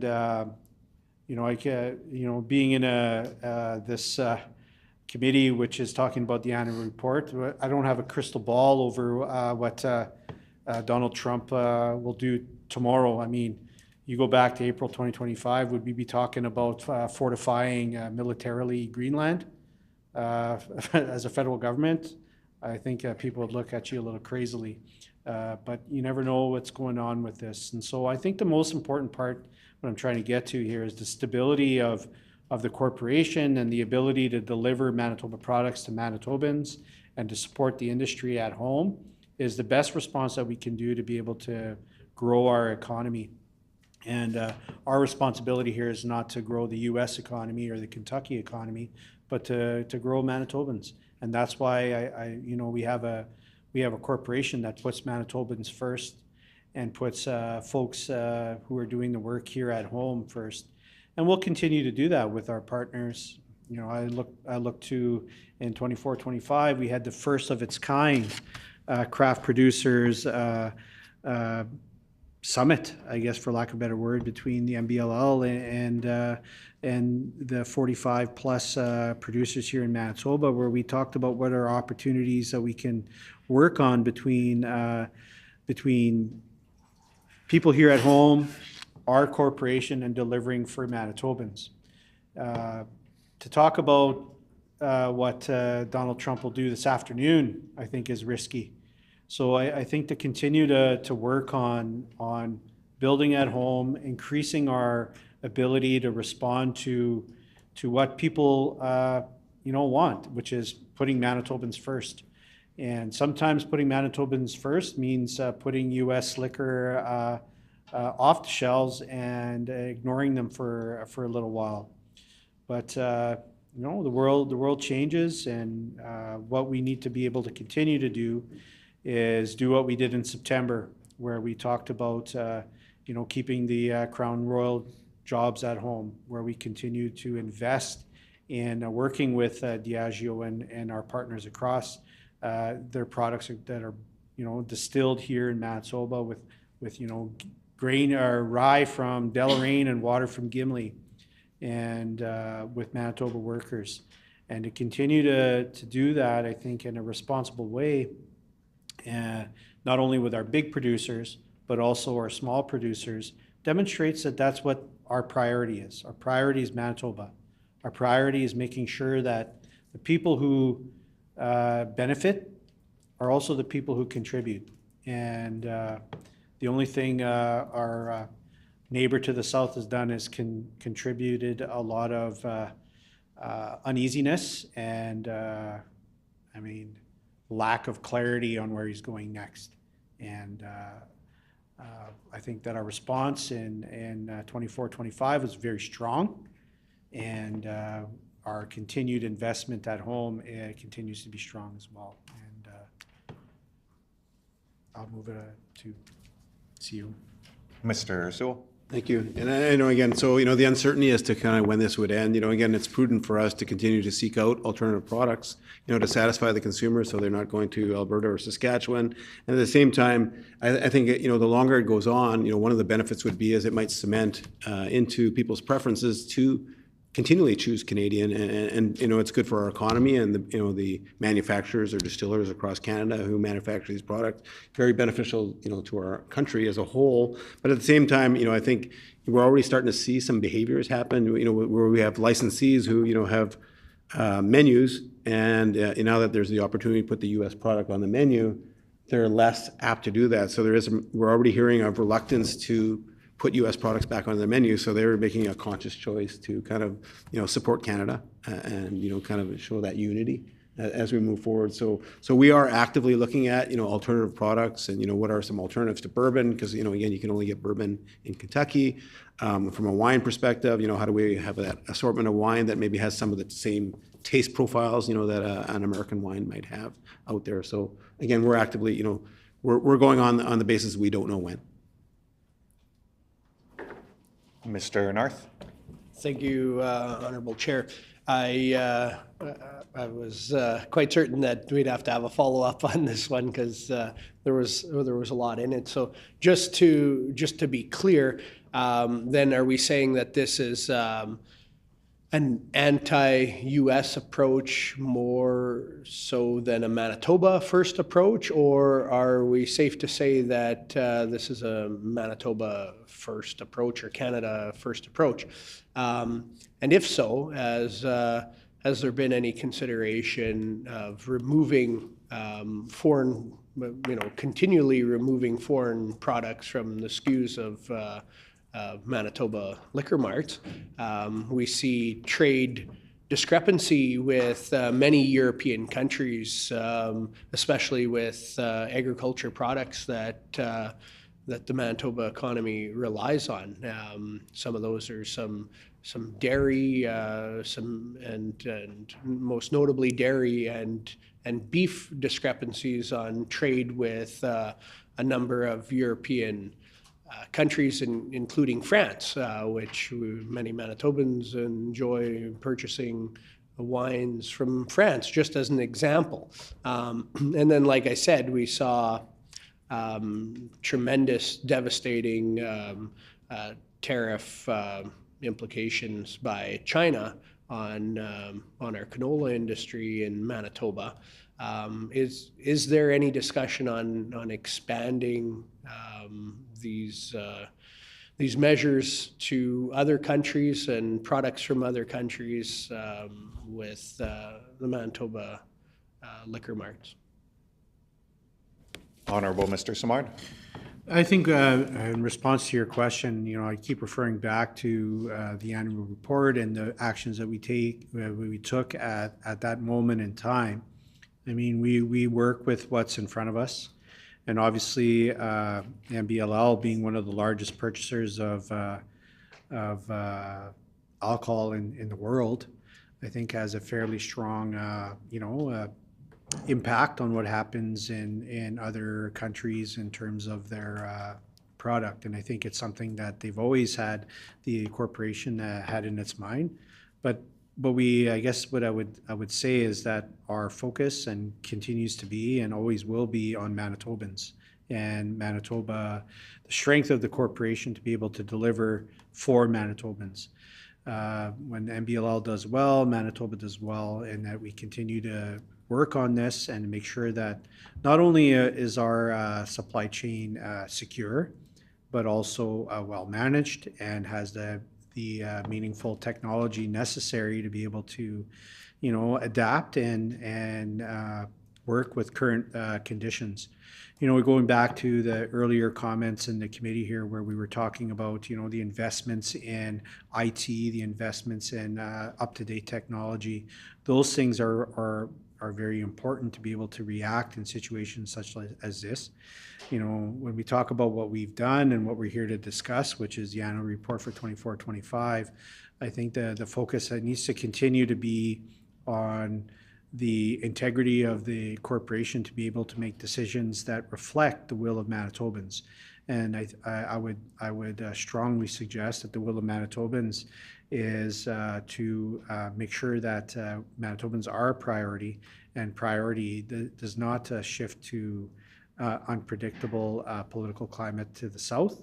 But obviously we'll continue to work in individual situations that makes sense for the corporation, makes sense for Canada, makes sense for Manitoba. But we're a piece of a larger puzzle here in Manitoba, where we are partners with Canada, and as they lead their charge to making Canada strong and diversified, and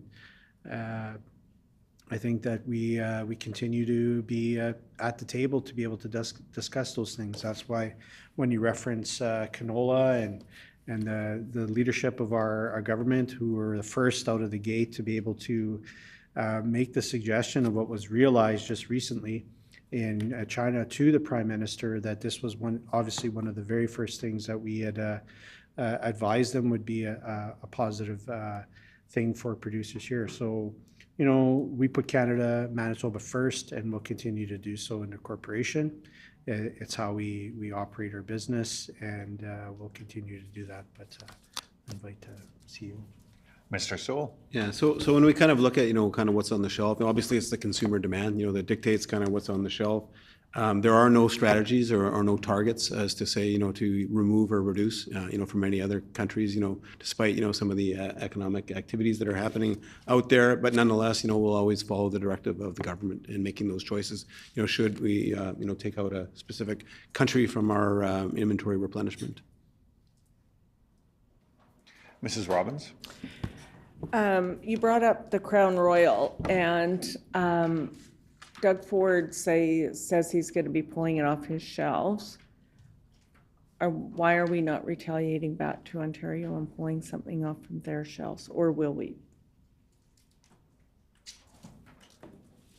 Honorable Mr. Smart. Crown Royal is an iconic Manitoba brand made with Manitoba ingredients, distilled here by Manitoba workers. And the Premier is quite clear on his position, and that his relationship with Premier Ford. We engage with our provincial counterparts in a respectful manner, that we continue to look for solutions. But I mean, there's nothing that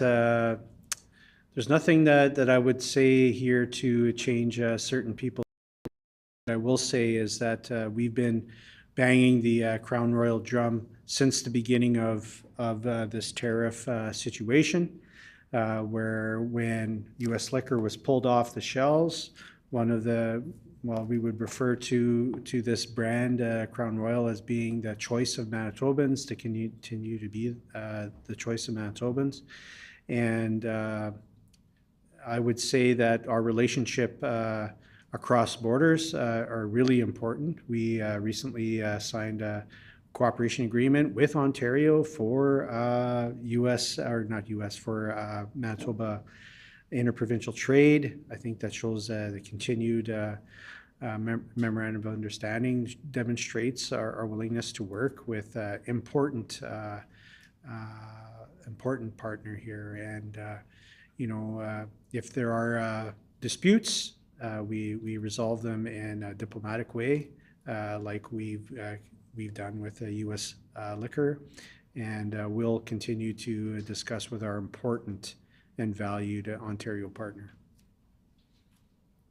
Mr. Sewell? Just to add in short, and again, I think, one of the things that, hopefully this is brought to light, it creates awareness of this gem that's in our backyard here in Manitoba. And, hopefully we see some, elevated sales and understanding of, the quality of product, that we offer in the province of Manitoba. Again, similar concerns, because it's our number one whiskey brand from a Canadian perspective in our Liquor Mart stores. We're hopeful, again, there are no disruptions, to the flow of beverage alcohol from that facility itself. But, for us, we've had some discussions with Diageo, the representatives in Canada, and got some reassurances, that their intentions are, to keep the plant here and continue to invest in the plant. And they are making investments in the plant. So we know they're here, they're here to stay. At the same time, obviously, we're aware of, actions in other provinces, could have some impact on workflow in the plant itself. But I think it needs to stay here, and it will stay here because, again, it's what makes the brand, our water, our grains. Mr. Narth? Thank you, Honorable Chair. I'll shift gears a little bit more to specific details on the liquor sale model, and then on the financial profitability of that model.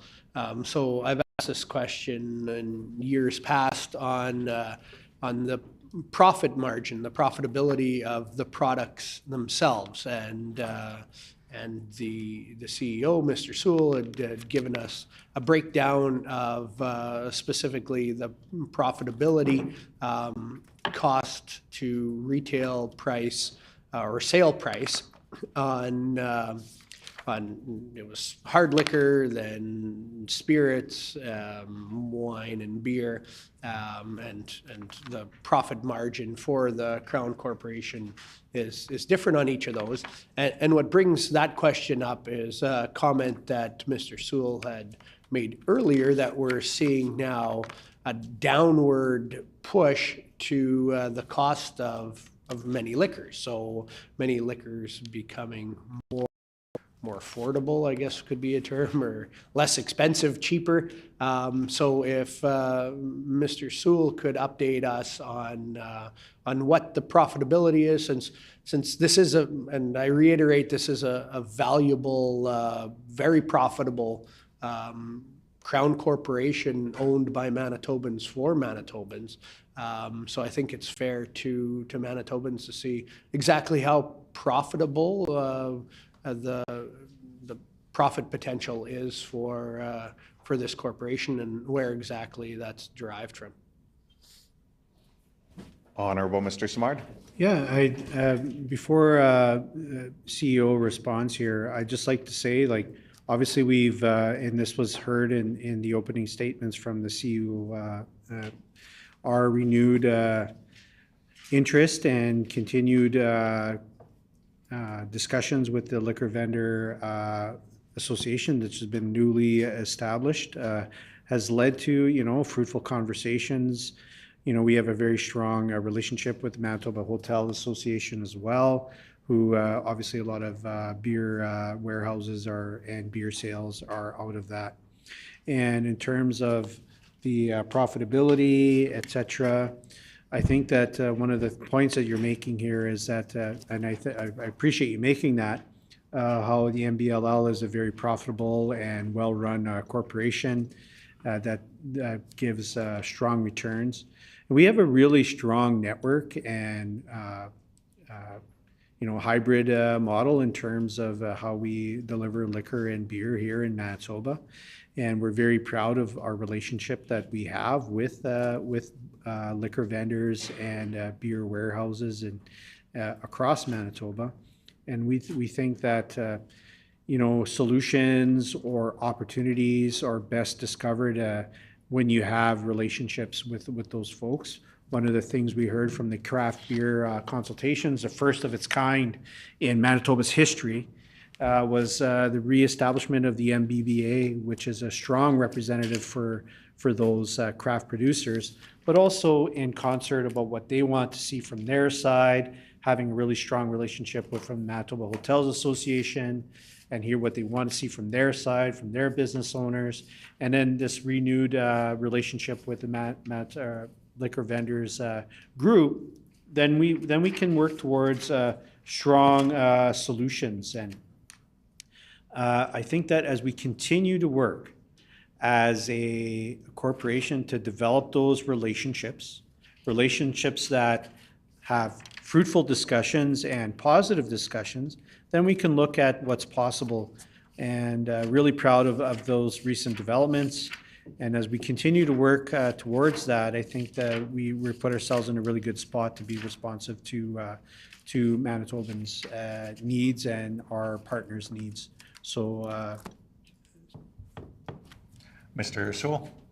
Yeah, so we work to obviously maintain, you know, our gross profit margin. So our average gross profit margin is 53%, you know, again. So, you know, how we maintain that consistency, we're always mindful of, you know, price adjustments and changes, CPI increases to the various pricing components, you know, that make up the price. So, you know, the only thing kind of, you know, over the years that may have eroded, you know, our margin by a category of product would be things like when we introduced obviously a new model for the craft manufacturers. So there's a micro and macro markup model that would have eroded, you know, some of the margins. But at the same time, we've been very consistent in keeping those margins on par with the 53% year over year. And of course, you know, we're always, again, as I said, mindful of adjusting prices, making CPI increases, making sure that, you know, the pricing components, you know, align to increased or inflationary costs related to, you know, our systems administration of our distribution system, you know, as well. So we have managed to keep that very consistent year over year. Mr. Narth? Thank you, Honorable Chair. It's great that the CEO had highlighted 53% profit margin for the liquor portion of the corporation. I think we can all pull that out of the report quite easily. So that wasn't exactly what I was asking. I was asking cost of goods sold profitability or profit margin for each product. So that has been given in a breakdown in years past, and I'm just interested in, since comment was made that some liquor products are becoming less expensive, what is that doing to the cost of goods sold profit margin? So in years past, just off the top of my head, hard liquor was somewhere around 140% profit margin. Beer was slightly lower, somewhere around 120 some percent. Wine was lower than that yet, at roughly 100%. But if the CEO could give a clear picture on accurate numbers that we currently are seeing.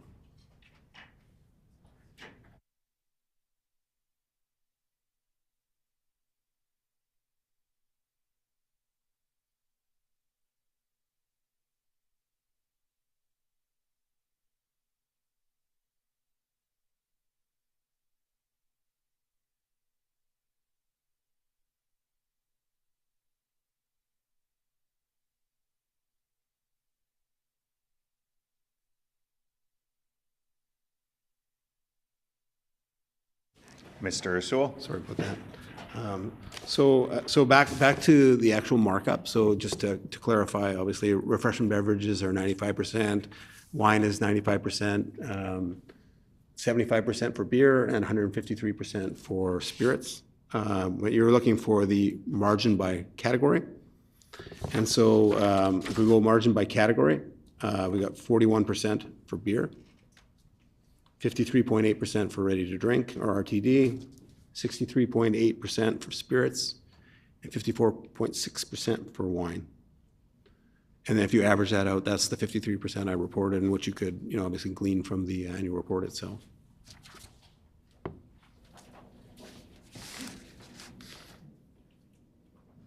Mr. North? Thank you, Honorable Chair. So just to paint the picture for the average Manitoban, so it's fair to say that the difference between the 100%, 153%, as you said, for spirits, to the 53% overall profitability is due to additional operating costs. Mr. Sewell?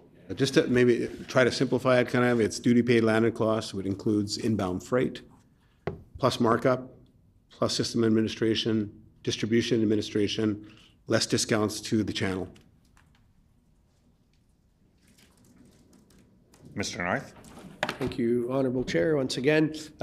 So then that's going to lead me into where the minister thought that I was going already, and that's to clarify the picture on our public-private model that we have in Manitoba. And through the annual report, we can see that the private sector sale of liquor for the Crown Corporation makes up roughly half of the revenue.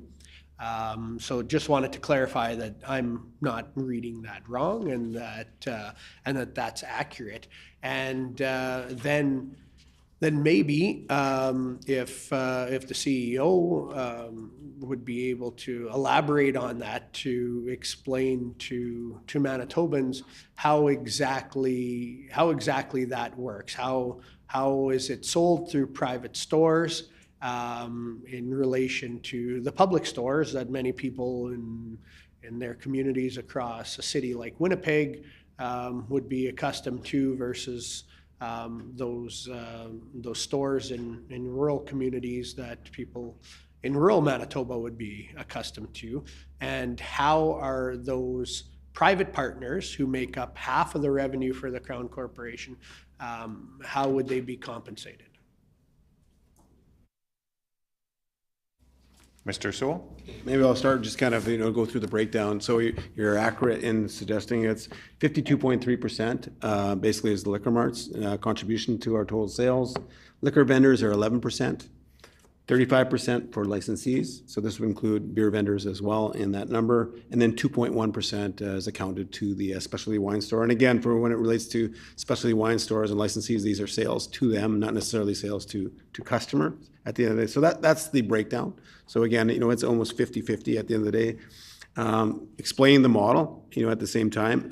So we'll start with the liquor vendor channel. Obviously, we have about 160 liquor vendors across Manitoba that service, many of our rural communities in the province. Again, they're eligible to offer all categories. So they offer wine, spirits, refreshment beverages, and beer. They are discounted on the product, and that's how they generate their margin. So when you look at beer, it's 14.5% for beer. And at the time of this annual report, it was 11 3/4 for the other three categories. And that would contribute, those discounts to the liquor vendor would contribute to their net income for their facility or their site. To that, I would add that, again, that's changing. So there was a recent announcement, as recent as yesterday, that went out to all the channel partners that we are introducing a new licensing model in the province of Manitoba. And along with that will come with some improvements for our liquor vendor channel in particular that would see a harmonized discount that would increase that by 2 points. So we would see that going to 3.75. So that was just announced yesterday, or notified our channel partners. So again, keenly aware of the importance of the role they play in Manitoba and serving Manitobans. At the same time, you've brought up many times, or it's been brought up many times, profitability. Again, mindful of that. We've heard that loud and clear, from the vendor association, the small makeup that it is right now. And I'm sure we'll hear about it additionally to that. But the other thing we always have to kind of remember too is that when we look at those channel partners, for the longest time, those percentages were pretty stable or static along the way, but we're always increasing prices. So again, you're getting a percentage of an increased sales price or at the shelf price along the way. So, they're always benefiting from that. But at the same time, this was a great opportunity to, create some improvements for our rural partners, that we value out there. When we think of the other channels, so the licensee channels in particular, so the bars and the restaurants, so they get 14.5% off on beer, and they get no discount on the other three categories. So, and the reason being is that, restaurants can mark up themselves. So they, they'll mark up their wine, their spirits, and so they get no discount, through that channel. And then, of course, the hotel beer vendors get the 14.5% as well along the way. So that's basically how the distribution model works to those partners, and that's how they generate net income through our partnership. Mr. Narth? Thank you, Honorable Chair. So very similar to years past, obviously, as you've stated, we haven't seen any changes now. As of yesterday, I suppose you say that there was some changes to that model.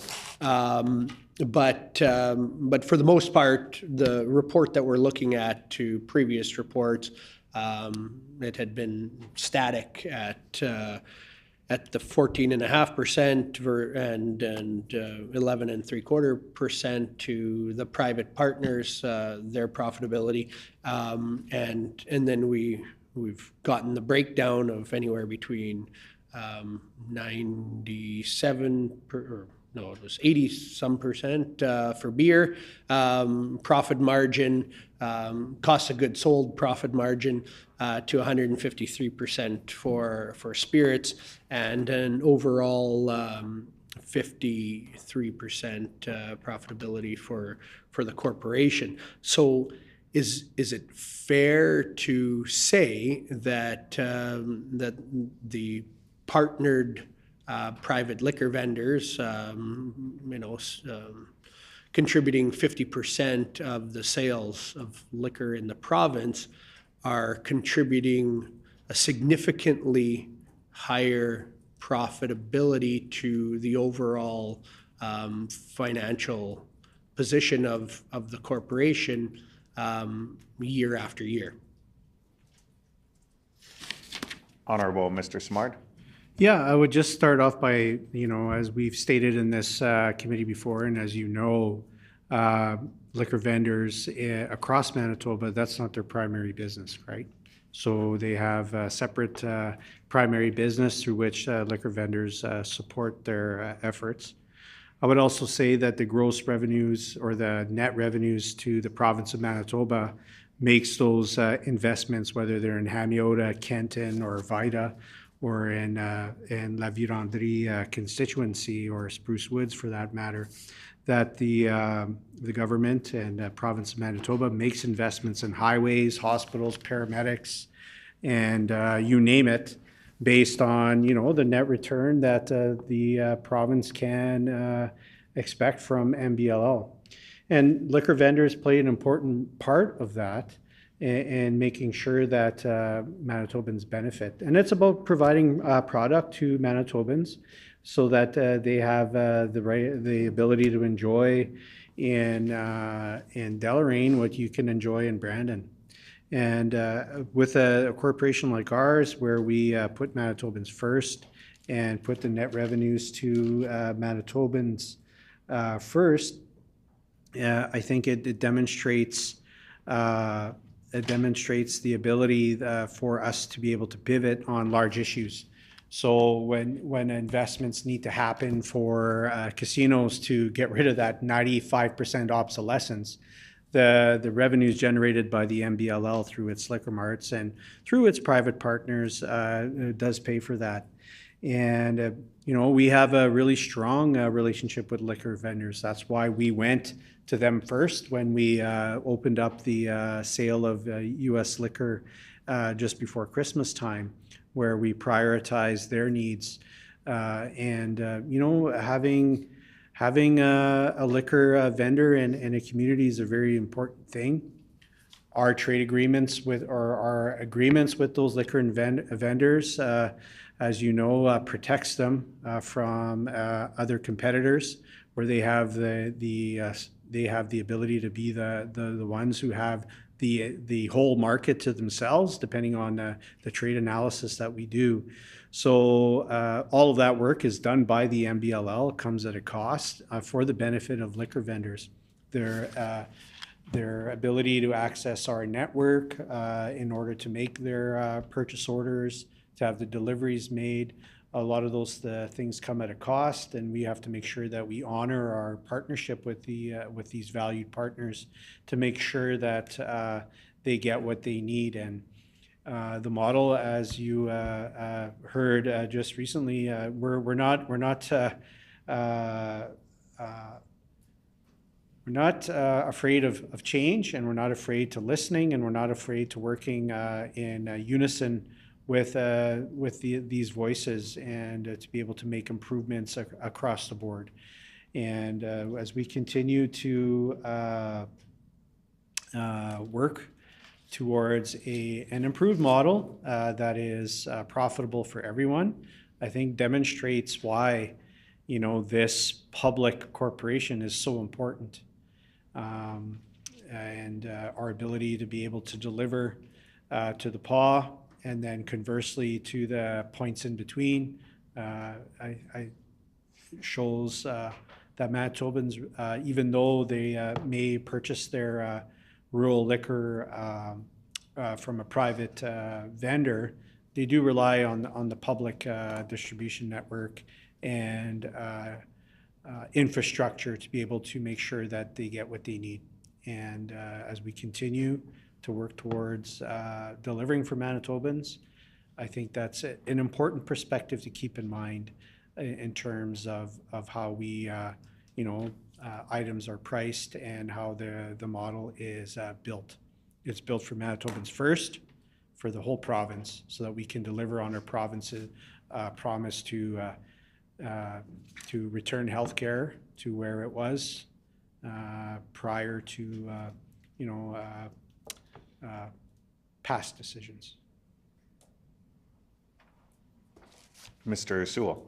So obviously there's been a lot of focus on the gross profit, but I think, what's important to know is, what's below that line. I call it the water line. It's kind of, when you get into your operating expenses, in the organization. So when you look at our net income to sales ratio, we're about 36%, when you push it right through, and that's the, the drop through to the province of Manitoba. I think what makes it very difficult to compare is that in a liquor vendor or other private channel, I don't know what's below the water line. If we were trying to, compare apples and apples, what are the costs? And, even in a liquor vendor, do you split your costs knowing it's not your primary line of the business? Do you split out your labor costs? The person that's ringing a sale for, a bag of chips versus a cashier who's ringing a liquor sale, or is somebody parsing out how those expenses are attributed to one line of the business or not, so that if you're, I know we've been trying to drive for in the past is comparing profitability line for line. It's difficult to do, much like at Manitoba Liquor and Lotteries, we have so many shared systems, equipment, labor, service divisions in the organization that all contribute to our ability to basically drive these business and to continue to support our business partners that are out there, that we can't carve it down to a specific channel and do that profitability comparison at the end of the day. But the liquor vendors and the hotel beer vendors are all beneficiaries of those costs that we incur internally, that you benefit from the freight, the customs clearance and things like that don't, you don't see that part of it. You don't see, the labor costs in the warehouse, the free shipping that we do out to our various business partners out there. So again, it makes it very difficult from a profitability perspective, if that's what we want to focus on, to be able to say line for line, unless I see what's under the covers, in each of our private channel partners, and, that we can kind of compare it to, a profitability, it would be equivalent on our side. But again, there are so many costs embedded in an organization of our size that are shared. And we can't say, well, X percent, and you would say it's 10% to the liquor vendor channel, was for excise, efforts and systems. We don't carve it out like that, in our system. So it's very difficult. And I know for the last couple of years, we've been trying to get there, as far as at this table.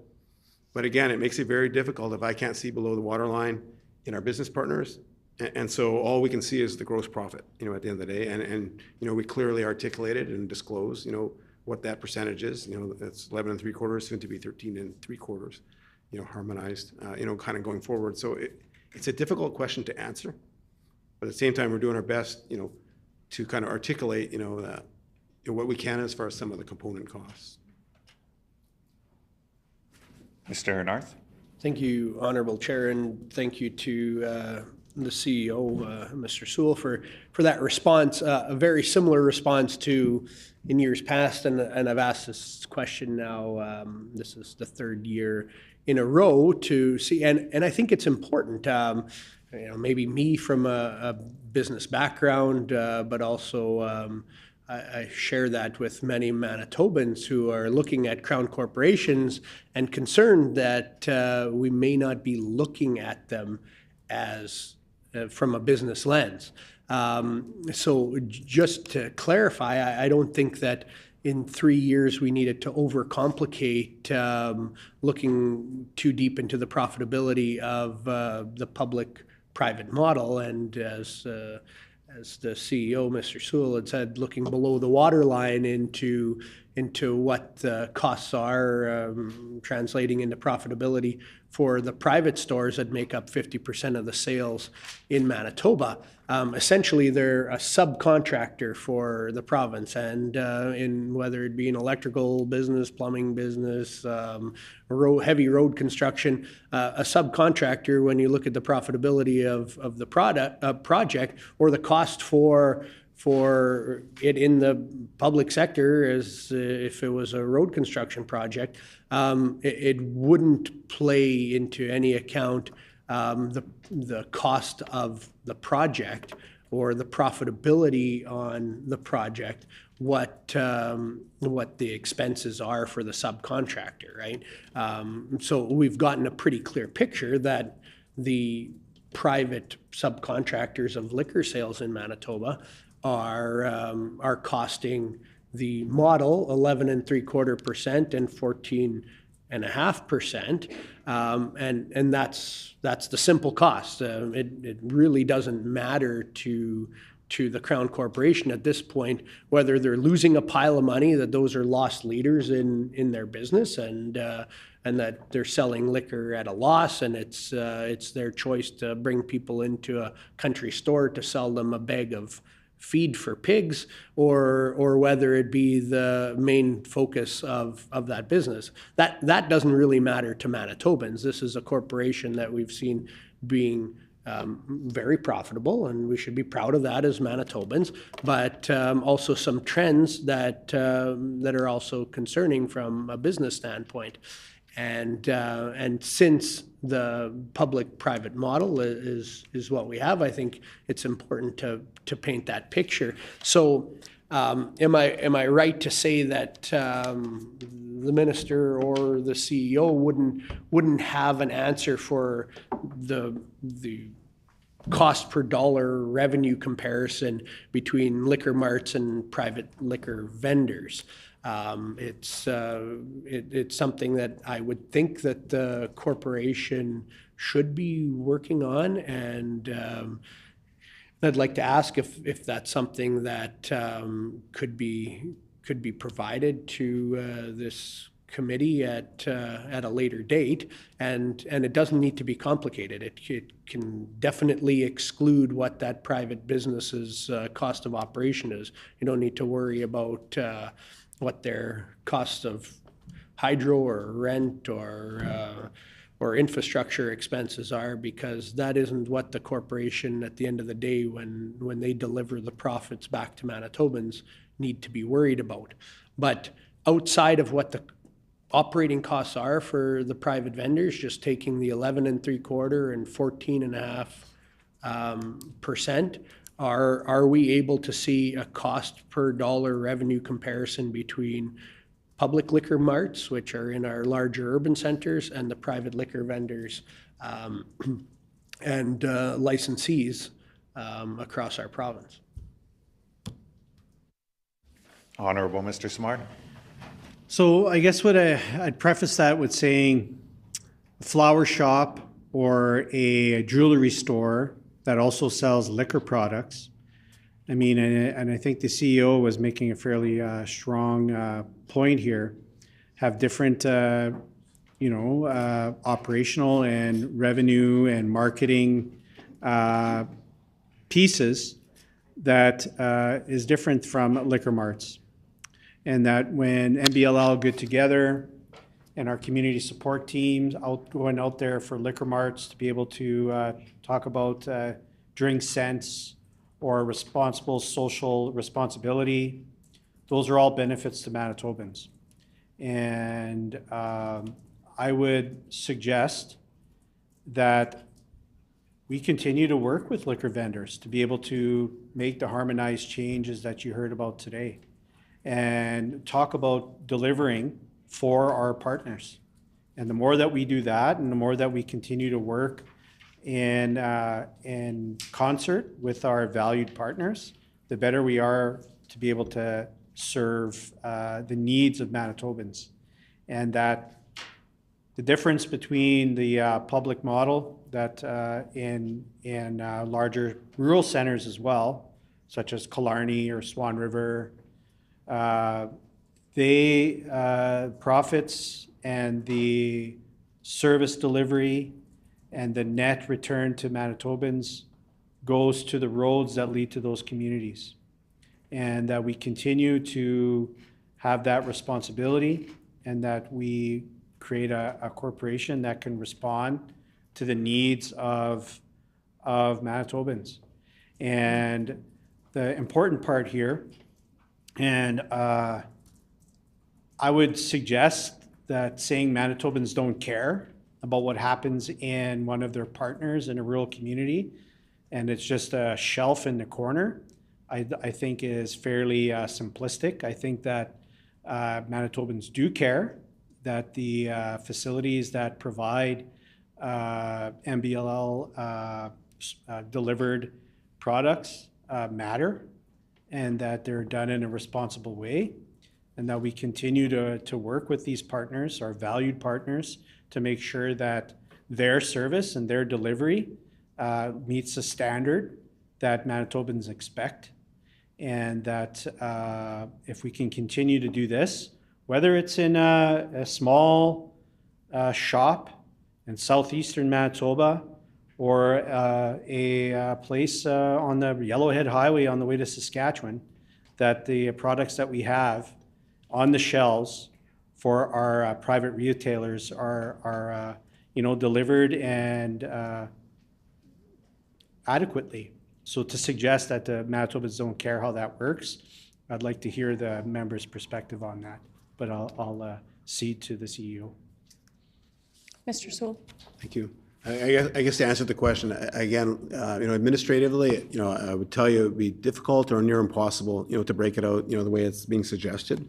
At the end of the day, there are so many shared costs, to appreciate how you break it down. So I'll take a simple example. We're shipping a container of wine from Australia, ships across the ocean in a container, gets to a port in Vancouver, gets destuffed, taken apart, put on a rail carrier off to Winnipeg, the logistics to put it into the warehouse. That container contains product that we don't even know who it's for. At the end of the day, it could be ordered by a liquor vendor, it could be ordered by a licensee, it could be ordered by a hotel vendor. We don't know who to, if you were to kind of dissect those costs by channel partner, we wouldn't have that ability to do that. I think about outbound freight. So we got a carrier delivering across Manitoba. How would we split up the cost based on who we're delivering to? Oh, it's going to a licensee. Oh, and some of it's going to a liquor vendor. I guess what I'm suggesting, it would be near impossible to dissect and calculate to the level that's being asked, because there are so many shared costs. Think about the technologies, think about the labor related to it. How would somebody, realistically, administratively sort that out and split that out? And so inevitably in any business, anybody that does business with any business partner, there are services that are shared across, channels, partners, that can't be dissected, to the level of granularity. I think that's being asked of me. Mr. Narth. Thank you, Honorable Chair. I'd like to thank Mr. Sewell for that response. Once again, unfortunately, it doesn't give Manitobans any clear picture on what the actual profitability is of the corporation and where that profitability is exactly driven from. Because what we do know for certain is the overarching costs, and we know that some of those don't exist within the private partners. Those are the 5.5% increase in this last year's budget for labor costs, right? Those costs, maybe some would be related to the distribution, but it would be limited. So definitely understand that there is differences and it's hard to break out exactly, but I think it's reasonable to expect that we should know what our delivery and distribution costs are, what our technology costs are for the ordering system, what the advertising costs are, what specific advertising costs are supported or security costs are supported to the private vendors and those of the public. We heard 5.5% increase in labor costs just in this year's financial report. And then we're seeing year over year, $12 million increase to operating expenses. But we've also made it very clear that the 11.75% to private vendors and 14.5% to public or private beer stores hasn't changed year over year. So is the corporation diving deeper into these operating costs to identify the viability of the corporation? Because we see that it's still profitable, but those profit margins diminish as increase of labor costs, increase in other operating expenses, but we're still not sharing it with our partners in this model. So when the minister says that it's not fair to say that Manitobans don't care, I think it's more fair to say that they care about the Crown Corporation's financial viability. And the reason for that is been very clear to say, see, and for me to say, by the picture that has been painted. We see a continual increase of operating costs. We don't see an increase in share with the private partners. 50% of the revenue is provided by those private partners, and we can't dive down into analyzing where the increase in expenditures are coming from. And we continue to say that trends are changing, people are consuming less alcohol, people are gambling less, but yet we're investing into areas that aren't generating additional profitability for the corporation. We have had no proof today that further investment into labor costs, transportation costs, whatever they may be, we can't break it down, and we've been told that we can't break it down, but we haven't been given any clear direction that is going to translate into additional profitability, and that isn't going to be translated, obviously, into the private model of this corporation either.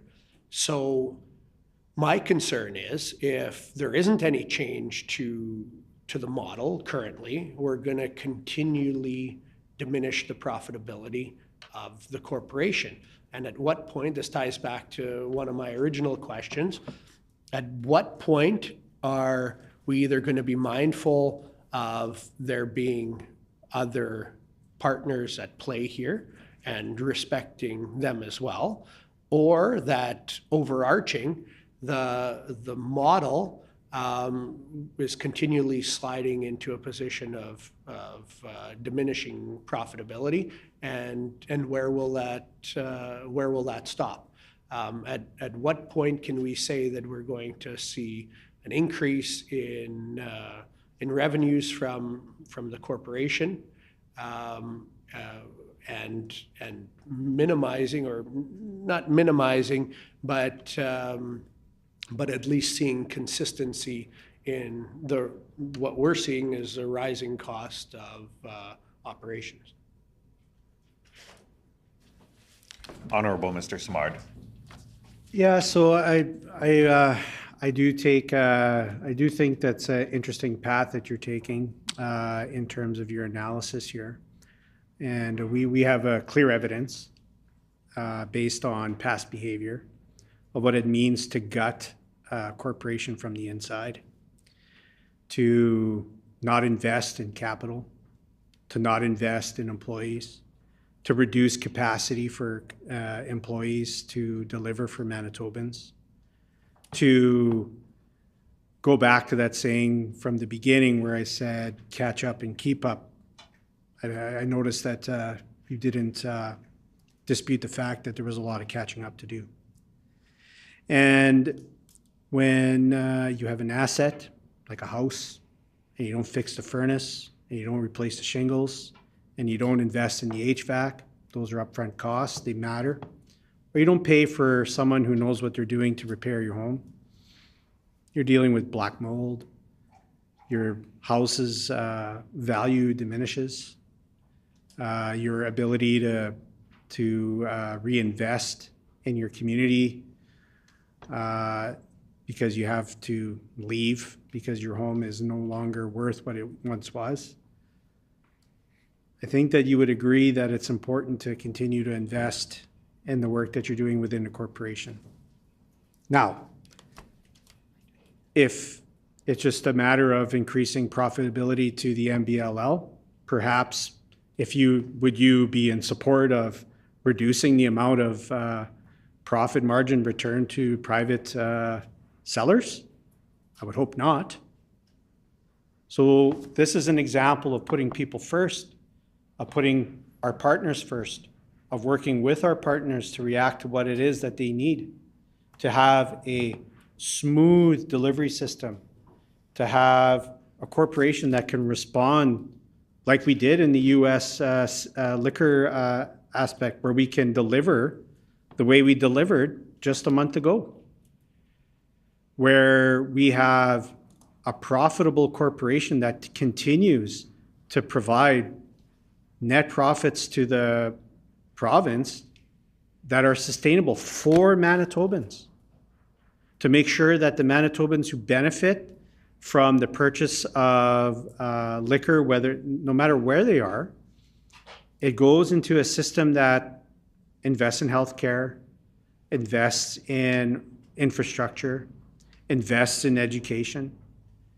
And by destroying the assets that you have, by ignoring the fact that you need to replace machines when they become obsolete, that you can't just continue to fix obsolete machines with parts from the obsolete machines that no longer work, that's not a viable strategy for profitability in long term. And that these, there's no money for what we see in terms of investment in people, I think is a very dangerous rhetoric to take. Since when have you ever been able to work with a relationship that you have with someone if you're not willing to sit down and talk about from a basic human level? What's wrong? How can I help you? And I think that's a real distinct difference between what we do with MBLL as a public corporation with the best interests of Manitobans and the top line of our vision and mission. And if we continue to work in this way, to these investments, MBLL was built by Manitobans for Manitobans. It wasn't built by Manitobans to be gutted. And I think that's something that we need to remember when we talk about this corporation and the way that we're working towards making sure that people can rely on our corporation to have the best, the brightest workers, the stability of the workforce, proud asset that we continue to invest in. One of the biggest purchasers of alcohol in the world, right here in Manitoba. Something that you can be proud of. And as a government, you can't be proud when your workers are on the street with signs saying, invest in us, like we saw. I think we're proud of the fact that we work with folks to be able to say, you need to deliver for Manitobans. When someone comes into your liquor mart, that you're there to help them, that you're there to make sure that they get what they need. Or if someone in the Interlake orders something for their flower shop, that they get that stuff delivered in a timely manner. That it's good product, that it's reliable. And that comes with investments in the people on the back end. And I think that what the CEO has demonstrated over and over and over again, that to maintain that healthy relationship with the private liquor vendors and the MBLL to bring products to Manitoba. It's very complex. It's a very tightly stitched sweater, and that it's not easily pulled apart as you would suggest.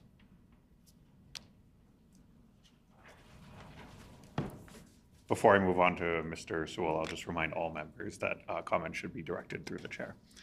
Mr. Sewell. Certainly, yeah, no, and again, respect public accountability. That's why we're here today. At the end of the day, so again, we've talked a little bit about or at length, about our operating expenses increasing, and we're mindful of it. We as an organization know, we have to be responsible to the province of Manitoba. Again, it's publicly displayed, it's out there. So we're always working under the scrutiny of the public eye, and so we have to adapt and react to changes out there. We talked about operating costs. At the end of the day, that's not unique to Manitoba Liquor and Lotteries. Every one of these channel partners that we have, we hear it all the time. Their operating costs are going up, just like ours are. So, we're no different when it comes to investing in technology, paying your workers the appropriate, wages, that they deserve. They've got systems, services that they rely on for the various other, products, that they might sell in their liquor vendor, because again, it's not their primary line of business. But again, nobody's immune to these operating cost increases. But I just want to make it abundantly clear, we do track to a very fine level of detail operating costs and expenses, so that for that purpose, we can track where there's variances and where we need to put our eyes on it and lean in and see if there's a way to kind of improve upon it to optimize our net income back to the province. But again, what being asked is that nobody tracks that level of granularity being asked, because we keep going back to saying, I want to break it down by channel partner. We track down those costs, but again, I don't want to repeat myself, but there are things you just can't even put that together. So I don't know how you would take a inbound freight shipment and dissect the costs by a channel partner. We don't even know who bought it, other than we're replenishing our inventory. So until such time, do you go back in time and start to calculate that? Like, it's just too difficult, to calculate. Do we have detailed calculations as our finance department on top of it? They certainly are. And our executive team and our staff are constantly monitoring and managing. And again, we are proud of what we do to the province. We're proud of how we contribute. Again, we created the vision statement. Our people created that vision statement. We know we want to be the leading provider to the province of Manitoba. And again, we care. Sometimes it almost appears that we don't care about the profitability of the organization. We do care about it. And we believe that everything we do contributes back to Manitobans. So whether it's the net income back to the province of Manitoba, whether it's the community support, it's the social responsibility, we care just as much as we care about every channel partner that we have. Liquor vendors, licensees, we're always out there. How do we make them more profitable? I mentioned the announcement this week. We care. We thought, hey, this would be beneficial to the liquor vendor channel. At the end of the day, they haven't seen increases. We've heard it loud and clear from them. Hey, it's been 11 3/4 for umpteen years. We haven't done any adjustments to it. We did something. At the end of the day, so I should never come across that we don't care, because we all do it together. We all do it for Manitobans. At the end of the day, and again, every Manitoban care. We care about every Manitoban.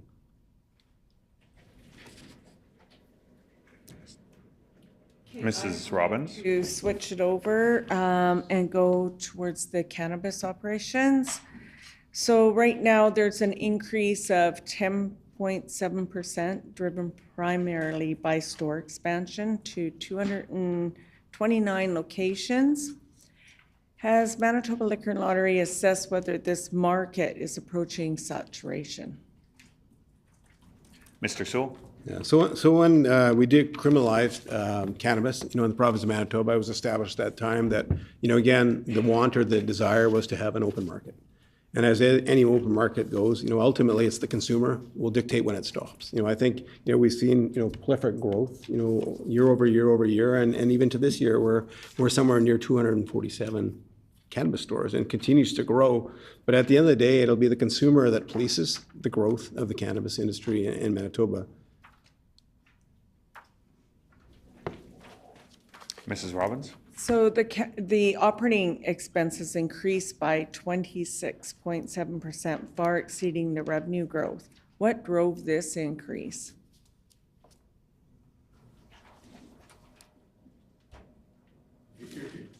Well, maybe. Honorable Mr. Simard? Yeah, so what we do know is that this is a fairly new market that continues to grow, and it's, I won't say volatile, but I mean, it has a number of, if you look at I would say a graph chart, within that graph chart, although the increase is, from far away, it looks very smooth and upward trajectory. There are some dips and valleys as it goes up. So I think we're seeing some consolidations. We're seeing some acquisitions. We're seeing some closures. And that the demand for cannabis, consumers can still support more stores.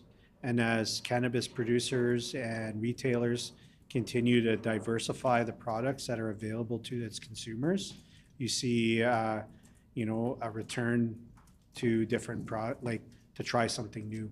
So as the growth of the industry continues to have that upward trajectory with some blips along that upward line, I do think that we're still in that growth period. But Mr. Sewell? Thank you. Yeah. So on the operating costs, obviously it's a very small portion. It's obviously a small entity kind of within the organization, embedded within our liquor and cannabis operations. So that increase would be technology and salaries and benefits for the contributors to that. We've introduced some new systems for, we'll call it seed to sale tracking as well with our business partners. Mrs. Robbins? So the net income rose nearly 20%, but how does the Liquor and Lotteries balance profit growth with public health and youth protection obligations? Mr. Honorable Minister Smart? yeah, so I think we have a couple clear indications of having controlled access to some of our stores to have not just age restricted, and I think that's an important thing that we've done in the past. And I'll just want to make that point before I ceded my time to CEO Sewell. Mr. Sewell? Yeah, so ultimately the LGCA holds responsibility for consumer awareness. We provide funding to them to sponsor their consumer awareness campaigns. So since the decriminalization of cannabis, they took on that responsibility along the way. So, they're out there with, these messaging, to kind of, combat, inappropriate use or ensuring moderation of use of the products. And then, of course, the other safeguards that are in place, a lot of them are federally legislated, around hours of operation, protective coverings on windows and things like that. So again, we have limited involvement in our contributions to consumer awareness and social responsibility issues related to it. Mrs. Robbins? I'm going to move it over to lottery and online gaming.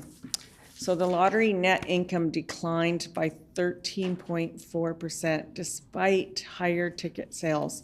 What cost pressures are driving this outcome? Mr. Sewell? I would suggest there's no cost pressures at all, and it relates to a couple of things that drive it, and one being roll patterns. As you know, as the jackpot increases in value, we see incremental sales that go along with it. So when we don't see traditional patterns, because again, it's about probability. So again, whether we see those patterns or not, whether it's one or not, will determine whether or not there's a continued roll. And then, of course, that would drive incremental growth. So in particular, we're really driven on our lottery bottom line, or the allocation from Western Canada Lottery, from the fact that we rely on the national draw-based games like Lotto Max and Lotto 649. So Lotto 649 had a poor year, last year. But again, it's randomness as it relates to the numbers being drawn. At the end of the day, there are increased cost pressures coming with the Western Canada Lotteries. So we are a partner of Western Canada Lotteries, along with Alberta and Saskatchewan. And so similarly, as they try to move into the digital age, improve their offerings, to the public and remain relevant, in this digital age, there's incremental costs. So just to help you understand, is that in Manitoba, we pay equalization benefits to the other two provinces. So when we see growth in labor costs or additional staffing at Western Canada Lotteries, MBLL or Manitoba basically pays a proportionate share to the other province to recognize that these jobs are in the province of Manitoba. So that's probably the biggest driver of cost. But again, from a top line perspective, I mentioned the roll patterns that we rely on. We do some predictive analysis, year over year when we budget simulations as to kind of what the estimated rolls would be in a particular year. But again, that hasn't been happening. I think the other factor that's coming into play, in particular with lottery, not resonating with the consumer as much. So, scratch tickets, maybe that's not, for the younger demographic now. How do we kind of create some appeal, for the various, games that are out there? Because the next generation is not seeing maybe the appeal of, participating in a lottery. So the Interprovincial Lottery Corporation, which is made up of the 5 regional offices or lottery corporations across Canada. We look after Lotto 649, Lotto Max, and the Daily Grand. They are actively, and come this April, we'll be releasing a new Lotto Max look and feel and game mechanics to it, to hopefully with that help to appeal, to the fatigue maybe we're seeing in sales, as well as the Western Canada Lotteries is going to be introducing a digital online lottery in April as well. So again, trying to find ways to appeal to and meet the current consumer needs. Mrs. Robbins. So you say that in the report, like you're basically saying strong dependency is on large jackpots. So does the volatility pose a risk to stable provincial revenues? Mr. Sewell? So certainly, we're very vulnerable to the volatility of lottery, of course. Again, it truly is random, at the end of the day. So we are susceptible to it, at the end of the day. And at the same time, where we can control the outcome is to make sure that the products, we have products that sell, whether it's scratch products, whether it's, draw-based games, introducing new games. I think in the year 24-25, we introduced something called Lightning Lotto. Again, trying to find ways to create appeal and stimulate, people to participate in lottery products. Mrs. Robbins. Sorry, Honorable Chair.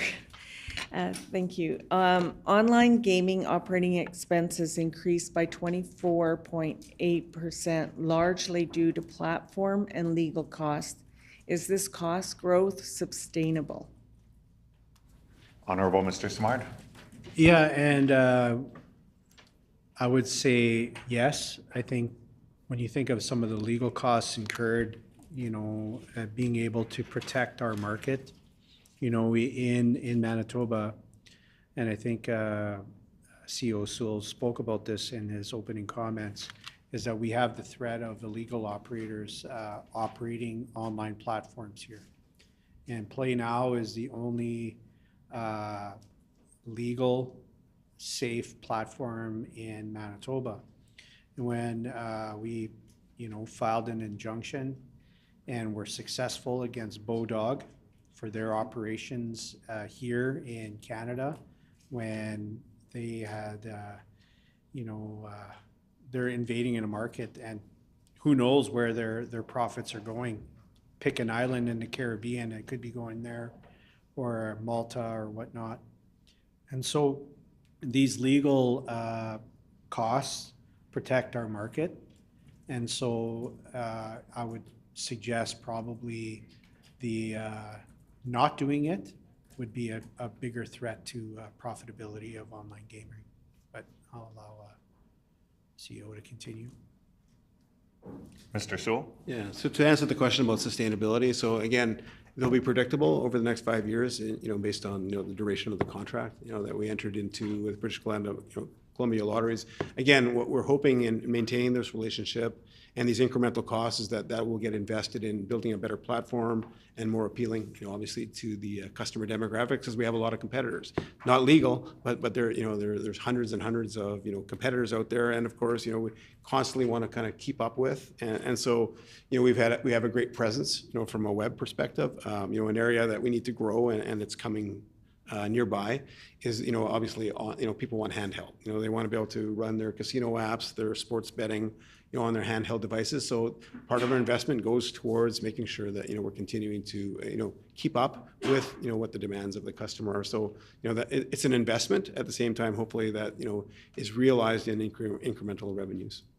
And in addition to, I think, what the minister pointed out, while that's going on, at the same time, we've got to combat, these illegal operators that are, siphoning money off to offshore locations.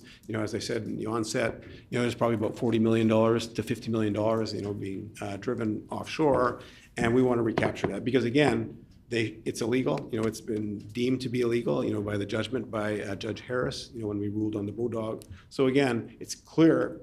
Again, that money needs to stay here in Manitoba, and it's our job, and these legal costs relate to specifically fighting for our money back. Honorable Mr. Simard. And also just, speak again about how, I think it was mentioned by the CEO, how we're able to look forward to unveiling a new platform online, which should drive more users and to enjoy what they're already enjoying illegally, but legally, and then those investments stay here. So really excited about that. Mrs. Robbins? Honorable Chair. So that was my next question. So you're saying $40 billion is what we're losing right now to offshore, approximately. So are we concerned that then the online growth may cannibalize retail lottery sales, particularly in rural communities? Honorable Mr. Simard? Well, yeah, and what we do, there's no substitute for in-person gaming. We do see that there's been a increased migration to our in-person options. We see that in the casino environment here in Manitoba.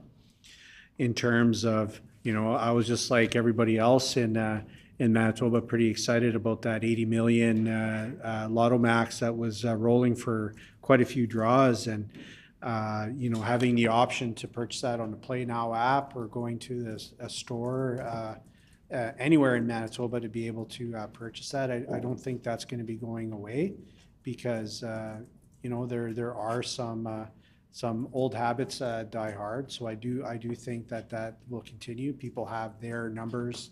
They have their people. I think also having the ability for certain retailers of lotto products to be share in the winnings, I think is really exciting as well. But obviously folks do migrate online for their ordering anything. So I think to continue to invest and have a strong platform that can suit their needs, but at the same time protect Manitobans' space in that environment is extremely important. So I would say that rurally, the buying tickets at the Shell is here to stay. But Mr. Sewell? Yeah, so a couple of things to that. They say, so one thing, we're actually seeing a growth in the number of land-based or bricks and mortar retailers in the province of Manitoba. We're coming close to almost having 1,000 retailers in the province of Manitoba. So we continue to see that kind of grow. I think it's incumbent of us who are members of the Interprovincial Lottery Corporation, the Western Canada Lottery Corporation, that we continue to, hear our voice to, drive out. We got to keep our products, modernized and appealing, to the consumer out there so that we can continue to generate these important revenues, our income that comes back to the lottery retailers. I think last year we were probably somewhere, I think it's $19 million in lottery retailer benefits, that came from selling lottery. So again, we want to keep driving that because I know it's an important source of income for the many retailers in the province of Manitoba. Mrs. Robbins? Thanks, Honorable Chair. So casino revenues increased at 4.5%, while operating income rose 8.4%. What factors drove improved profitability in the casino operations? Honorable Minister Simard? Yeah, I think going back to that point of making sure that the casino experience is a good one, having machines and cabinets that are responsive to the changing needs and being able to change the games that people come and play, I think is extremely important.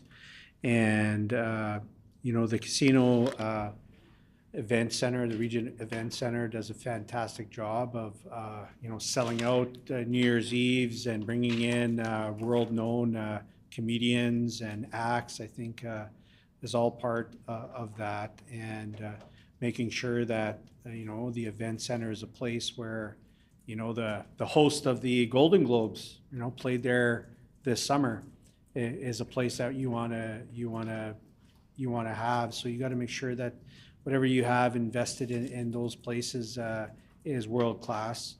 I know that the Manitoba Country Music Awards, for example, a really cool space there showcasing Manitoba artists, but they're not going to come to that space and sell tickets at that place and drive traffic to the casino if you don't have the proper equipment. So I do think that as CEO Sewell details those investments for the casino, I think they're extremely important. We know that there was a long overdue HVAC replacement that needed to take place, and then just capital upgrades, IT investments, and to make sure that nothing goes down. I shudder to think what would happen when all the machines in the casino turn off at once. So making sure that the infrastructure that is there is up to date.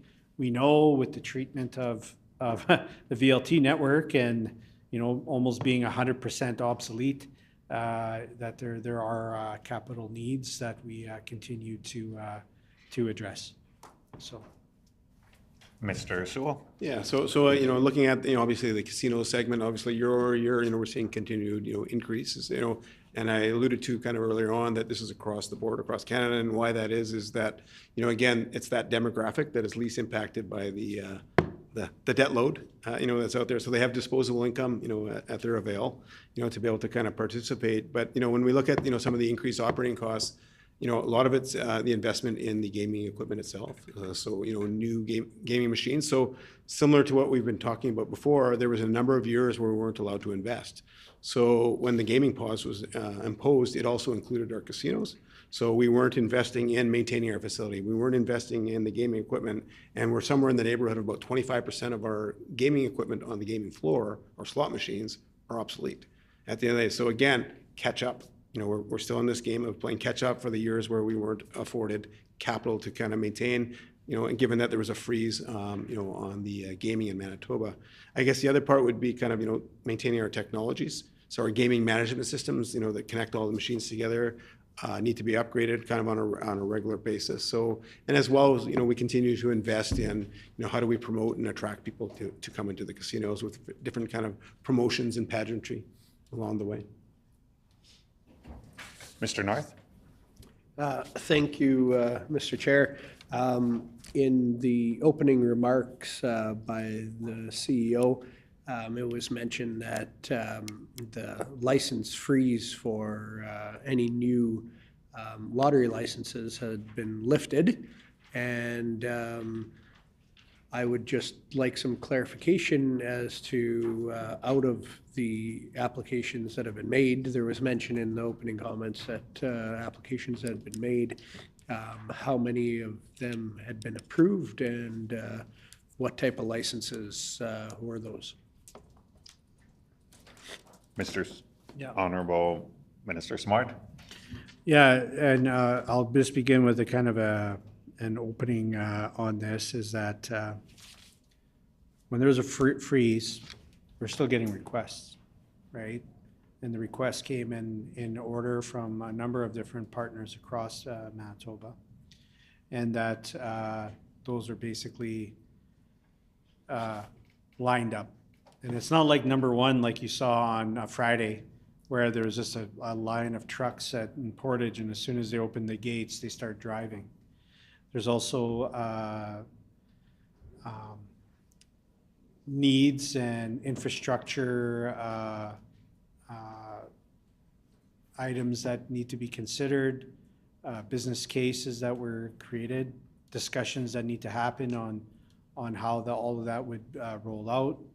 So we're really happy to have removed the pause and have active conversations with a number of partners on the future, and making sure that it's not, you know, the way in which we treat these isn't a responsible way. But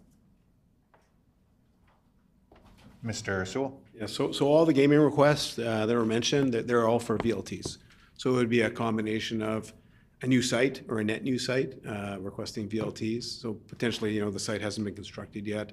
We have instances of, you know, it's additional VLTs to what already exists. I would suggest, you know, that, you know, these 30 requests, you know, given the age of the 30 requests, is that we have to go back and say, hey, that, you know, it's been almost 7 years, you know, do you still want them? Do you still need them? And of course, now, you know, we've been doing our due diligence of, you know, understanding, you know, can we get our secure communication lines and get the necessary bandwidth in to support the VLTs that are in those locations? And so there's some due diligence that has to be done. And then, of course, it's coordinating with the site holders as to, well, when will they construct the site and how do we time the acquisition or purchase of the VLTs? And of course, along goes with that, obviously, is getting the capital funds to afford to it, because MBLL is responsible for the purchase of gaming equipment in Manitoba. And basically, we get reimbursed, you know, with principal and interest back from them. But at the same time, a lot of planning that, you know, has to go into place. But they are, to the question asked, they are all VLT requests. Mrs. Robbins. Thanks, Honorable Chair. So what percentage of the casino visits do we know come from out of town versus local Manitobans? Do we keep track of that at all? Mr. Sewell. Thank you. So I would suggest kind of, you know, you're seeing less bus tours coming in than you did, because again, there's a lot of competition out there, right? So there's casinos just across the border in Saskatchewan. There's, you know, just over the border for those who wish to or choose to cross the border to visit those type of casinos. And so, you know, in the day we knew, you know, we had a fairly high number of, you know, people coming in to visit the casino, and we still do. There's still all those bus tours, but lesser in number at the end of the day. But we are more of a locals casino, you know, at the end of the day. But at the same time, knowing that we have this competition in the U.S. and Saskatchewan, you know, we do, you know, promote and advertise accordingly to, you know, try to drive the traffic, because again, we are competing for disposable income, and we want people to come to Manitoba and keep their dollars in our province. Before I move on to the next question, I'll just remind members that we agreed to sit for 3 hours, which is about 5 minutes from now.